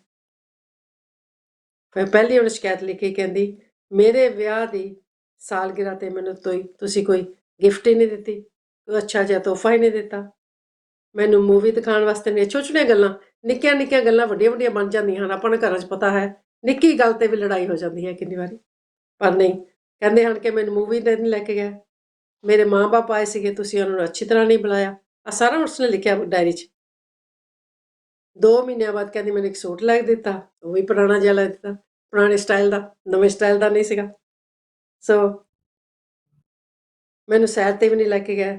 ਸੋ ਇਹ ਸਾਰਾ ਕੁਝ ਪੜ੍ਹ ਲਿਆ। ਫਿਰ ਪਤੀ ਜੀ ਆਖਦੇ ਹਨ ਗੱਲਾਂ ਤਾਂ ਸਾਰੀਆਂ ਸਹੀ ਹਨ ਜੋ ਤੁਸੀਂ ਲਿਖਿਆ ਹੈ, ਥੈਂਕ ਯੂ ਕਹਿੰਦਾ ਤੁਹਾਡਾ ਮੇਰੀਆਂ ਗਲਤੀਆਂ ਅਹਿਸਾਸ ਕਰਾਉਣ ਦਾ। ਫਿਰ ਫਿਊਚਰ ਵਿੱਚ ਕਹਿੰਦਾ ਮੈਂ ਕੋਸ਼ਿਸ਼ ਕਰੂੰਗਾ ਕਿ ਅੱਗੇ ਤੋਂ ਇਹ ਗਲਤੀਆਂ ਨਾ ਕਰਾਂ, ਮੈਂ ਦੁਬਾਰਾ ਨਹੀਂ ਕਰਾਂਗਾ, ਵੈਰੀ ਸੌਰੀ। ਪਤੀ ਕਹਿੰਦਾ। ਹੁਣ ਪਤਨੀ ਕਹਿੰਦੀ ਹੈ ਦੇਖਿਆ ਤੁਸੀਂ ਕੀ ਲਿਖਿਆ ਹੈ, ਤੁਸੀਂ ਕਿੰਨੀ ਕੁ ਮਿਹਨਤ ਕੀਤੀ ਹੈ, ਕਹਿੰਦੀ ਆਪਣੀ ਡਾਇਰੀ 'ਚ ਦੱਸੋ ਮੈਨੂੰ। ਕਹਿੰਦੀ ਚਲੋ ਹੁਣ ਦੇਖਦੇ ਹਾਂ। ਉਹਨੇ ਡਾਇਰੀ ਆਪਣੀ ਫੜਾਈ, ਕਿਹੜੀਆਂ ਕਿਹੜੀਆਂ ਕਮੀਆਂ ਲਿਖੀਆਂ ਹਨ, ਡਾਇਰੀ ਫੋਲੀ। ਪਹਿਲਾ ਸਫ਼ਾ ਦੇਖਿਆ, ਉਹ ਵੀ ਖਾਲੀ। ਦੂਜਾ ਸਫ਼ਾ ਦੇਖਿਆ, ਉਹ ਵੀ ਖਾਲੀ। 3-4 ਸਫ਼ੇ ਦੇਖੇ, ਸਾਰੇ ਖਾਲੀ। ਕਹਿੰਦੀ ਤੁਸੀਂ ਤਾਂ ਕੁਛ ਲਿਖਿਆ ਨਹੀਂ, ਮੈਨੂੰ ਤਾਂ ਪਹਿਲਾਂ ਹੀ ਪਤਾ ਸੀ, ਕਹਿੰਦੀ ਤੁਸੀਂ ਕੁਛ ਲਿਖ ਹੀ ਨਹੀਂ ਸਕਦੇ। ਕਹਿੰਦੀ ਮੈਂ ਇੰਨੀ ਮਿਹਨਤ ਕੀਤੀ, ਤੁਹਾਡੀਆਂ ਇੰਨੀਆਂ ਗਲਤੀਆਂ ਲਿਖੀਆਂ, ਤੁਸੀਂ ਮੇਰੀ ਇੱਕ ਵੀ ਕਮੀ ਨਹੀਂ ਲਿਖੀ, ਆਹਾ ਪੂਰੇ ਸਾਲ 'ਚ ਕੋਈ ਕਮੀ ਨਹੀਂ ਮਿਲੀ ਤੁਹਾਨੂੰ। ਕਹਿੰਦੇ ਮੈਂ ਤੁਹਾਡੇ ਵਾਸਤੇ ਬਹੁਤ ਕੁਝ ਲਿਖਿਆ ਹੈ। ਪਤੀ ਉਹਨੂੰ ਕਹਿੰਦਾ ਭਗਵਾਨ ਨੇ ਮੈਂ ਬਹੁਤ ਕੁਝ ਲਿਖਿਆ ਤੁਹਾਡੇ ਵਾਸਤੇ, ਪਰ ਡਾਇਰੀ ਤੇ ਜਿਹੜਾ ਪਿਛਲਾ ਸਫ਼ਾ ਨਾ ਸਾਨਾ ਐਂਡ ਤੇ ਉਸ ਤੇ ਦੇਖ, ਤੁਸੀਂ ਪੜ੍ਹੋ। ਕਹਿੰਦੀ ਤੇ ਪੜ੍ਹਨ ਲੱਗੇ ਹਨ। ਕੀ ਲਿਖਿਆ ਉਹਦੇ ਸੁਣੋ। ਮੈਂ ਤੇਰੇ ਮੂੰਹ ਤੇ ਤੇਰੀਆਂ ਕਿੰਨੀਆਂ ਕੀ ਸਿਫਤਾਂ ਕਰਾਂ, ਕਹਿੰਦਾ, ਪਰ ਤੂੰ ਤਾਂ ਮੇਰੇ ਪਰਿਵਾਰ ਨਾਲ ਜੋ ਤਿਆਗ ਕੀਤੇ ਹਨ ਬਹੁਤ ਅੱਛਾ। ਕਹਿੰਦੀ ਇੰਨਾ ਅੱਛਾ ਲਿਖਿਆ, ਅਤੇ ਇਸ 2 ਸਾਲਾਂ ਵਿੱਚ ਜੋ ਅਨਲਿਮਿਟਿਡ ਪਿਆਰ ਦਿੱਤਾ ਹੈ ਉਸ ਦੇ ਸਾਹਮਣੇ ਮੈਂ ਇਸ ਵਿੱਚ ਕੁਛ ਨਹੀਂ ਲਿਖ ਸਕਦਾ, ਇਸ ਦੀ ਕੋਈ ਕਮੀ ਨਹੀਂ ਮੈਨੂੰ ਦਿਖਾਈ ਦਿੱਤੀ। ਕਹਿੰਦੇ ਕਿ ਮੈਨੂੰ ਤੇਰੇ 'ਚ ਕੋਈ ਕਮੀ ਨਹੀਂ ਦਿਖਾਈ ਦਿੱਤੀ। ਅੱਛਾ, ਕਹਿੰਦੀ ਸੱਚੀ ਕਹਿੰਦੇ ਹੋ। ਇੱਦਾਂ ਹੀ ਕੋਈ ਗੱਲ ਨਹੀਂ, ਤੇਰੇ ਵਿੱਚ ਕੋਈ ਕਮੀ ਨਹੀਂ, ਤੇਰਾ ਪਿਆਰ, ਤੇਰਾ ਸੰਬੰਧ, ਤੇਰਾ ਤਿਆਗ ਉਹ ਸਭ ਕਮੀਆਂ ਤੋਂ ਉੱਪਰ ਹੈ, ਪਰ ਮੇਰੀਆਂ ਸਾਰੀਆਂ ਭੁੱਲਾਂ ਤੋਂ ਬਾਅਦ ਵੀ ਤੂੰ ਜੀਵਨ ਦੇ ਹਰ ਕਦਮ ਵਿੱਚ ਕਹਿੰਦੇ ਕਿ ਮੇਰਾ ਪਰਛਾਵਾਂ ਬਣ ਕੇ ਮੇਰਾ ਸਾਥ ਨਿਭਾਇਆ ਹੈ। ਤੂੰ ਹੀ ਦੱਸ ਕਿ ਮੈਂ ਆਪਣੀ ਪਰਛਾਵੇਂ ਦਾ ਇਸ ਤਰ੍ਹਾਂ ਕਿਤਾਬ ਵਿੱਚ ਕਿਸ ਤਰ੍ਹਾਂ ਲਿਖ ਸਕਦਾ ਹਾਂ, ਤੂੰ ਤਾਂ ਮੇਰਾ ਪਰਛਾਵਾਂ ਹੈ, ਕਹਿੰਦਾ ਕਿ ਮੈਂ ਕਿਸ ਤਰ੍ਹਾਂ ਲਿਖਦਾ ਸਾਂ। ਪਤਨੀ ਜਿਹੜੀ ਸੀ ਨਾ, ਸੁਣ ਕੇ ਰੋ ਪਈ, ਆਖਦੀ ਪਲੀਜ਼ ਮੈਨੂੰ ਮਾਫ਼ ਕਰ ਦਿਓ, ਮੈਂ ਤੁਹਾਨੂੰ ਗਲਤ ਸਮਝਿਆ ਸੀ, ਮੈਨੂੰ ਪਲੀਜ਼ ਮਾਫ਼ ਕਰ ਦਿਓ, ਥੈਂਕ ਯੂ ਤੁਹਾਡਾ ਬਹੁਤ ਮੱਚ। ਕਹਿੰਦੀ ਗੱਲ ਰੋਬ ਦੀ ਨਹੀਂ, ਇੱਥੇ ਕਹਿੰਦੇ ਹਨ ਕਿ ਗੱਲ ਰੋਬ ਦੇ ਨਹੀਂ, ਸਤਿਕਾਰ ਭਰੋਸੇ ਦੀ ਹੁੰਦੀ ਹੈ। ਉੱਥੇ ਗੁੱਸਾ ਕੁਝ ਨਹੀਂ ਕਰ ਸਕਦਾ ਜਿੱਥੇ ਗੱਲ ਪਿਆਰ ਦੀ ਹੁੰਦੀ ਹੈ, ਉੱਥੇ ਗੁੱਸਾ ਕੁਝ ਨਹੀਂ ਕਰ ਸਕਦਾ ਜਿੱਥੇ ਗੱਲ ਪਿਆਰ ਦੀ ਹੁੰਦੀ ਹੈ। ਇਹਦੇ ਵਿੱਚ ਉਹਨੇ ਲਿਖਿਆ ਹੈ, ਥੋੜ੍ਹਾ ਜਿਹਾ ਲਿਖਿਆ ਇੱਥੇ ਕਿ ਕਿੱਦਾਂ ਆਪਾਂ ਗ੍ਰਸਥ ਜੀਵਨ ਕਿਸ ਤਰ੍ਹਾਂ ਨਿਭਾਉਣਾ ਹੈ। ਕਹਿੰਦੇ ਹਨ ਆਪਣੀ ਗ੍ਰਸਥੀ ਨੂੰ ਮੈਂ ਇੱਦਾਂ ਬਚਾ ਲਿਆ, ਆਪਣੀ ਗ੍ਰਸਥੀ ਨੂੰ ਮੈਂ ਇੱਦਾਂ ਬਚਾ ਲਿਆ, ਕਦੇ ਅੱਖਾਂ ਦਿਖਾ ਦਿੱਤੀਆਂ, ਕਦੇ ਸਿਰ ਝੁਕਾ ਲਿਆ, ਆਪਣੀ ਨਾਰਾਜ਼ਗੀ ਨੂੰ ਕਦੀ ਲੰਮਾ ਚੱਲਣ ਹੀ ਨਹੀਂ ਦਿੱਤਾ, ਕਦੇ ਉਹ ਹੱਸ ਪਈ, ਕਦੇ ਮੈਂ ਮੁਸਕਰਾ ਲਿਆ। ਇੰਨਾ ਸੋਹਣਾ ਲਿਖਿਆ ਕਿਸੇ ਨੇ। ਰੁੱਸ ਬੈਠਣ ਨਾਲ ਭਲਾ ਘਰ ਕਿੱਥੇ ਚੱਲਦੇ ਨੇ, ਕਦੇ ਉਸਦੇ ਗੁਦਗੁਦਾ ਕੀਤਾ, ਕਦੇ ਮੈਂ ਉਸਨੂੰ ਮਨਾ ਲਿਆ, ਖਾਣ ਪੀਣ ਤੇ ਕਦੀ ਵਿਵਾਦ ਹੋਣ ਹੀ ਨਹੀਂ ਦਿੱਤਾ, ਕਦੇ ਗਰਮ ਖਾ ਲਿਆ, ਕਦੇ ਠੰਡੇ ਨਾਲ ਕੰਮ ਚਲਾ ਲਿਆ। ਟੀਵੀ ਦੇਖਦੇ ਸਮੇਂ ਕਦੇ ਪਸੰਦ ਨਾ ਪਸੰਦ ਦੀ ਗੱਲ ਹੀ ਨਹੀਂ ਕੀਤੀ, ਕਦੇ ਮੈਂ ਉਸਦੇ ਨਾਟਕ ਦੇਖ ਲਏ, ਕਦੇ ਉਸਨੂੰ ਖਬਰਾਂ ਤੇ ਮੈਚ ਦਿਖਾ ਲਿਆ।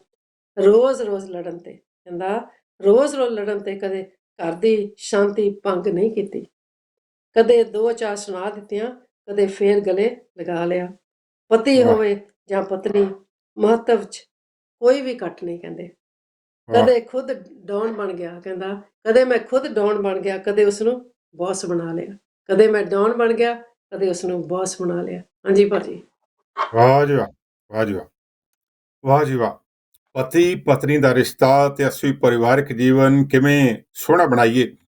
ਸਿੱਖ ਚੈਨਲ ਦੇ ਪਿਆਰੇ ਦਰਸ਼ਕੋ, ਇਹ ਅੱਜ ਦੀ ਗੱਲਬਾਤ ਚੱਲ ਰਹੀ ਹੈ ਗੁਰੂ ਰਾਮਦਾਸ ਜੀ ਦੇ ਮੁਕੱਦਸ ਦਰਬਾਰ ਵਿੱਚ ਸਿੱਖ ਕੌਮ ਦੇ ਮਰਕਜ਼ ਸ੍ਰੀ ਦਰਬਾਰ ਸਾਹਿਬ ਅੰਮ੍ਰਿਤਸਰ ਦੇ ਵਿੱਚ ਭਾਈ ਊਧਮ ਬਰਾੜ ਤੇ ਉਹਦੀ ਪਤਨੀ ਦੋਏ ਰਲ ਕੇ ਲੰਗਰ 'ਚ ਸੇਵਾ ਕਰਦੇ ਸੀ।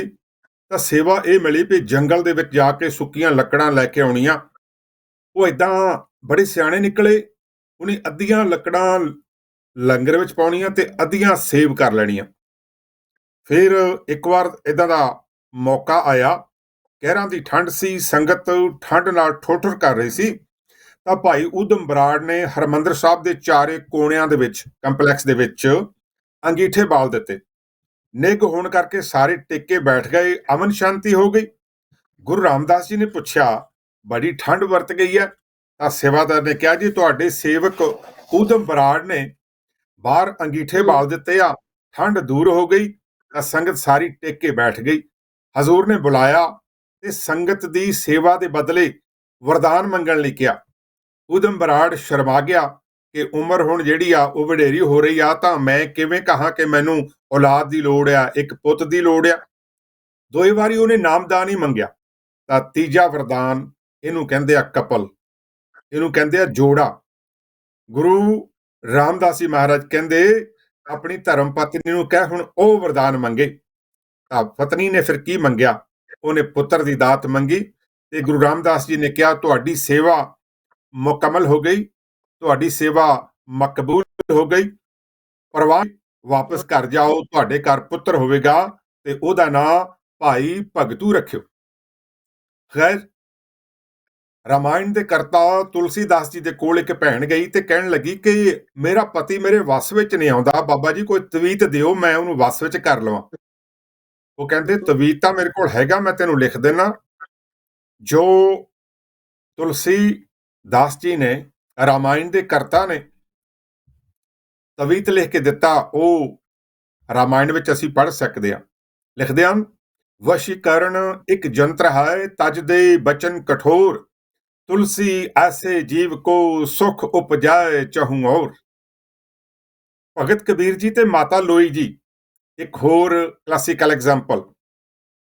ਇੱਕ ਦਿਨ ਬੈਠੇ ਸੀ ਮੌਜ ਦੇ ਵਿੱਚ, ਗੱਪਸ਼ਪ ਲੱਗ ਰਹੀ ਸੀ ਪਤੀ ਪਤਨੀ ਵਿੱਚ, ਤੇ ਸਹਿਜ ਸੁਭਾਏ ਕਬੀਰ ਜੀ ਕਹਿੰਦੇ ਲੋਈ, ਮੈਂ ਸੁਣਿਆ ਕਿ ਔਰਤਾਂ ਦੇ ਵਿੱਚ ਕੋਈ ਕਹਿੰਦਾ 365 ਚਰਿੱਤਰ ਹੁੰਦੇ ਆ, ਕੋਈ ਕਹਿੰਦਾ 404 ਚਰਿੱਤਰ ਹੁੰਦੇ ਆ।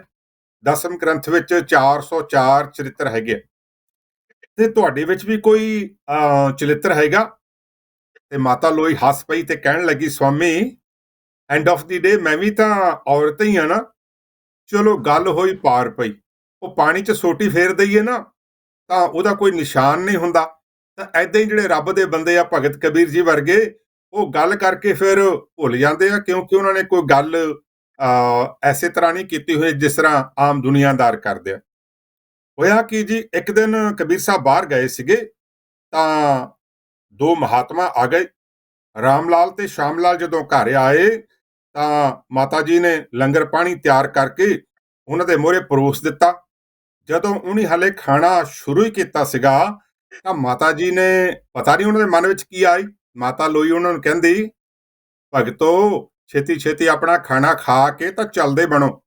ਉਹ ਕਹਿਣ ਲੱਗੇ, ਮਾਤਾ ਜੀ ਕਿਉਂ? ਕਹਿੰਦੇ, ਅੱਜ ਕੱਲ ਕਬੀਰ ਸਾਹਿਬ ਦਾ ਜਿਹੜਾ ਮਤਾ ਆ, ਕੁਛ ਮੂਡ ਠੀਕ ਨਹੀਂ ਰਹਿੰਦਾ। ਕਹਿੰਦੇ, ਉਹ ਕਿਦਾਂ? ਕਹਿੰਦੇ, ਉਹ ਜਿਹੜਾ ਰੱਸਾ ਪਿਆ ਨਾ ਵਿਹੜੇ ਵਿੱਚ, ਜਿਹੜਾ ਖੱਡੀ ਬੁਣਨ ਵਾਸਤੇ ਕੰਮ ਆਉਂਦਾ ਸੀ, ਕਹਿੰਦੇ ਇਸ ਰੱਸੇ ਨਾਲ ਬੰਨ ਲੈਂਦੇ ਆ ਤੇ ਉਹ ਜਿਹੜੀ ਮੁੰਗਲੀ ਆ ਉਹਦੇ ਨਾਲ ਫਿਰ ਚਾਟਾ ਛਕਾਉਂਦੇ ਆ।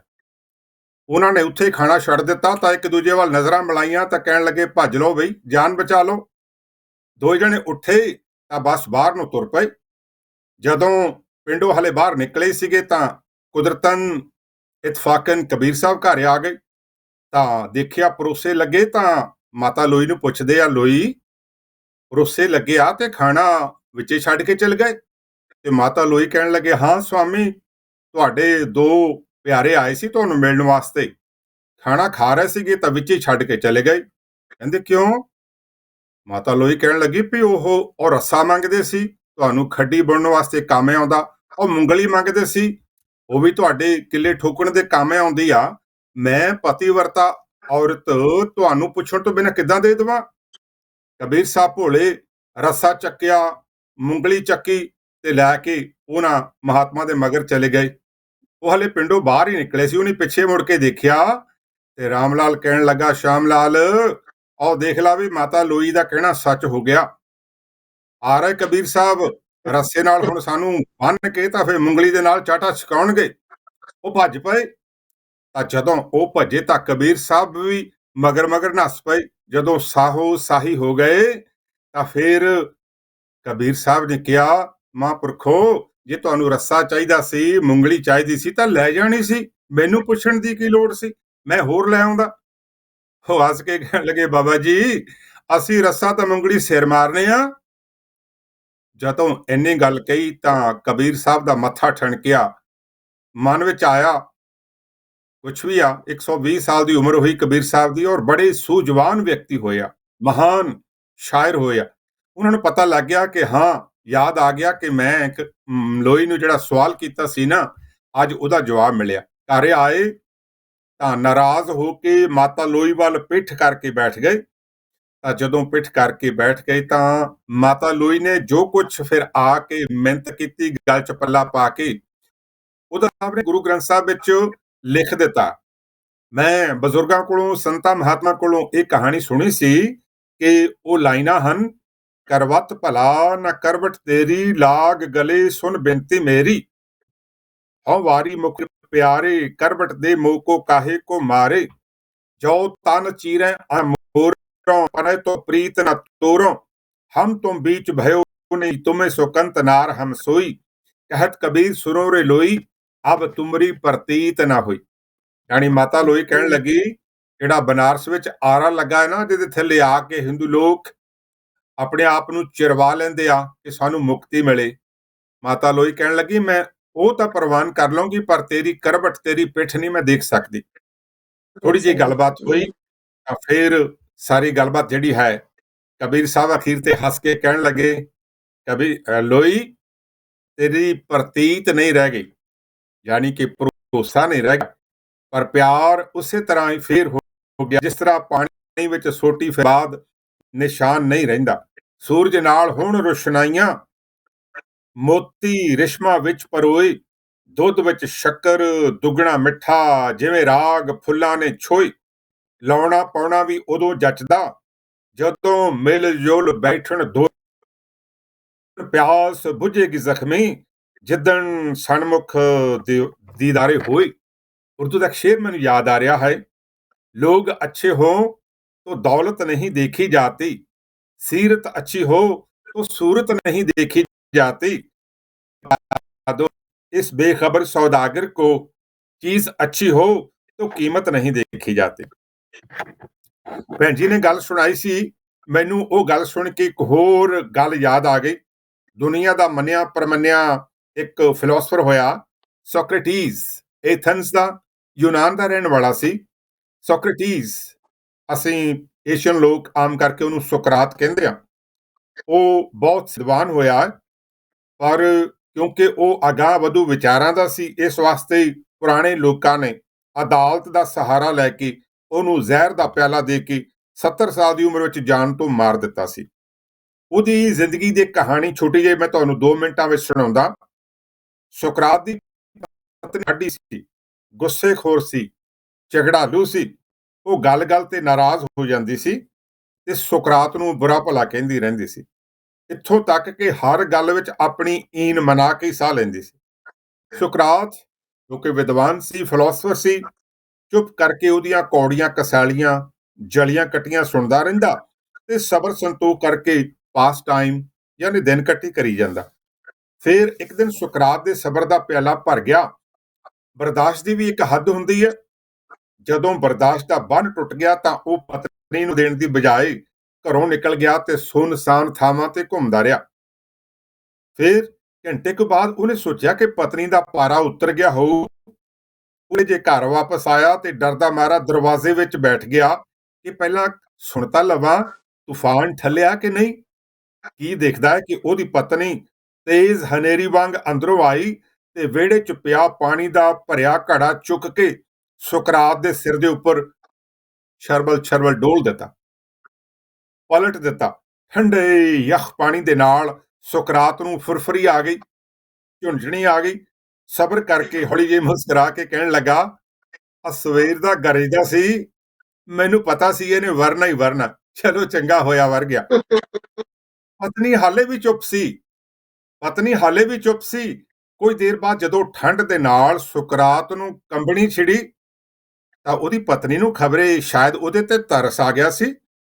ਬਾਹਰ ਆ ਕੇ ਉਹਦੀ ਬਾਹ ਫੜ ਕੇ ਕਹਿਣ ਲੱਗੀ, ਕੀ ਕਰਾਂ, ਤੈਨੂੰ ਤਾਂ ਪਤਾ ਹੀ ਆ ਨਾ, ਮੈਂ ਆਪਣੇ ਗੁੱਸੇ ਤੇ ਕਾਬੂ ਨਹੀਂ ਰੱਖ ਸਕਦੀ, ਅੰਦਰ ਆ ਜਾ, ਨਹੀਂ ਤਾਂ ਸਰਦੀ ਨਾਲ ਬਿਮਾਰ ਹੋ ਜਾਊਂਗਾ। ਤੇ ਸੁਕਰਾਤ ਉਸ ਵੇਲੇ ਮੁਸਕਰਾ ਕੇ ਅੰਦਰ ਆ ਗਿਆ। ਸੁਰਮਾ ਪਾਉਣਾ ਇੱਕ ਕਲਾ ਹੈ, ਦੂਜਾ ਹੁਨਰ ਇਹਨੂੰ ਮਟਕਾਉਣਾ। ਸੱਜੇ ਖੱਬੇ ਦੀਵਾਰੋਂ ਬਚ ਕੇ ਮਗਰੋਂ ਆਪਣਾ ਵਾਰ ਟਿਕਾਉਣਾ। ਆਪਣੇ ਦਾਇਰੇ ਦੇ ਵਿੱਚ ਰਹਿ ਕੇ ਜੱਗ ਦਾ ਜੀ ਪਰਚਾਉਣਾ। ਸ਼ਰਮ ਔਰਤ ਦਾ ਗਹਿਣਾ ਜ਼ਖਮੀ, ਗਵਾਚਾ ਹੱਥ ਨਹੀਂ ਆਉਣਾ। ਲਓ ਜੀ, 8 ਮਿੰਟ ਰਹਿੰਦੇ ਆ, 4 ਮਿੰਟ ਭੈਣ ਜੀ ਦੇ ਤੇ 4 ਮਿੰਟ ਮੇਰੇ। ਹਾਂਜੀ ਹਾਂਜੀ ਭਾਜੀ, ਜਿੱਦਾਂ ਆਪਾਂ ਕਹੀਦਾ ਹੈ ਕਿ ਰੱਬ ਹੀ ਪਰਮੇਸ਼ਰ ਹੈ, ਰੱਬ ਹੀ ਖਸਮ ਹੈ। ਰੱਬ ਨੂੰ ਮਿਲਣ ਵਾਸਤੇ ਕਹਿੰਦੇ ਹਨ ਕਿ ਬਹੁਤ ਗਿਆਨ ਦੀ ਲੋੜ ਨਹੀਂ ਹੁੰਦੀ। ਗਿਆਨ ਤੁਹਾਨੂੰ ਪਰਮਾਤਮਾ ਨਾਲ ਮਿਲਾ ਦਿੰਦਾ ਹੈ। ਇਹ ਠੀਕ ਹੈ ਕਿ ਗਿਆਨ ਸੋਝੀ ਦਿੰਦਾ ਹੈ ਕਿ ਰੱਬ ਦੇ ਘਰ ਕਿਸ ਤਰ੍ਹਾਂ ਜਾਣਾ ਹੈ। ਰੱਬ ਧਿਆਨੀਆਂ ਨੂੰ ਨਹੀਂ ਮਿਲਦਾ, ਇਸ਼ਨਾਨੀਆਂ ਨੂੰ ਨਹੀਂ ਮਿਲਦਾ, ਪਰ ਰੱਬ ਕਿਹਨੂੰ ਮਿਲਦਾ ਹੈ? ਜਿਸ ਦੇ ਅੰਦਰ ਪਿਆਰ ਹੋਵੇ, ਪ੍ਰੇਮ ਹੋਵੇ।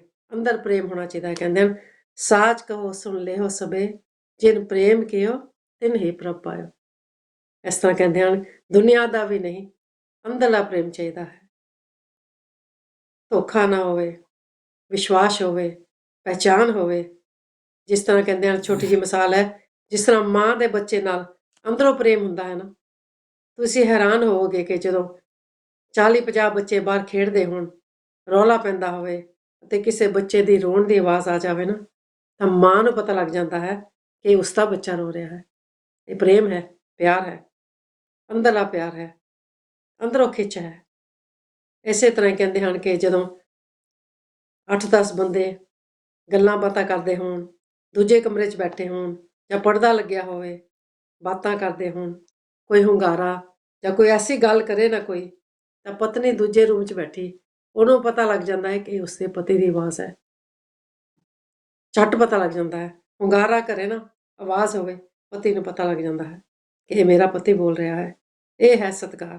ਇਸ ਤਰ੍ਹਾਂ ਜਾਣੋ ਕਿ ਗੁਰੂ ਨੇ ਸਿੱਖ ਦਾ ਪ੍ਰੇਮ ਪੱਕਾ ਹੋ ਜਾਂਦਾ ਹੈ।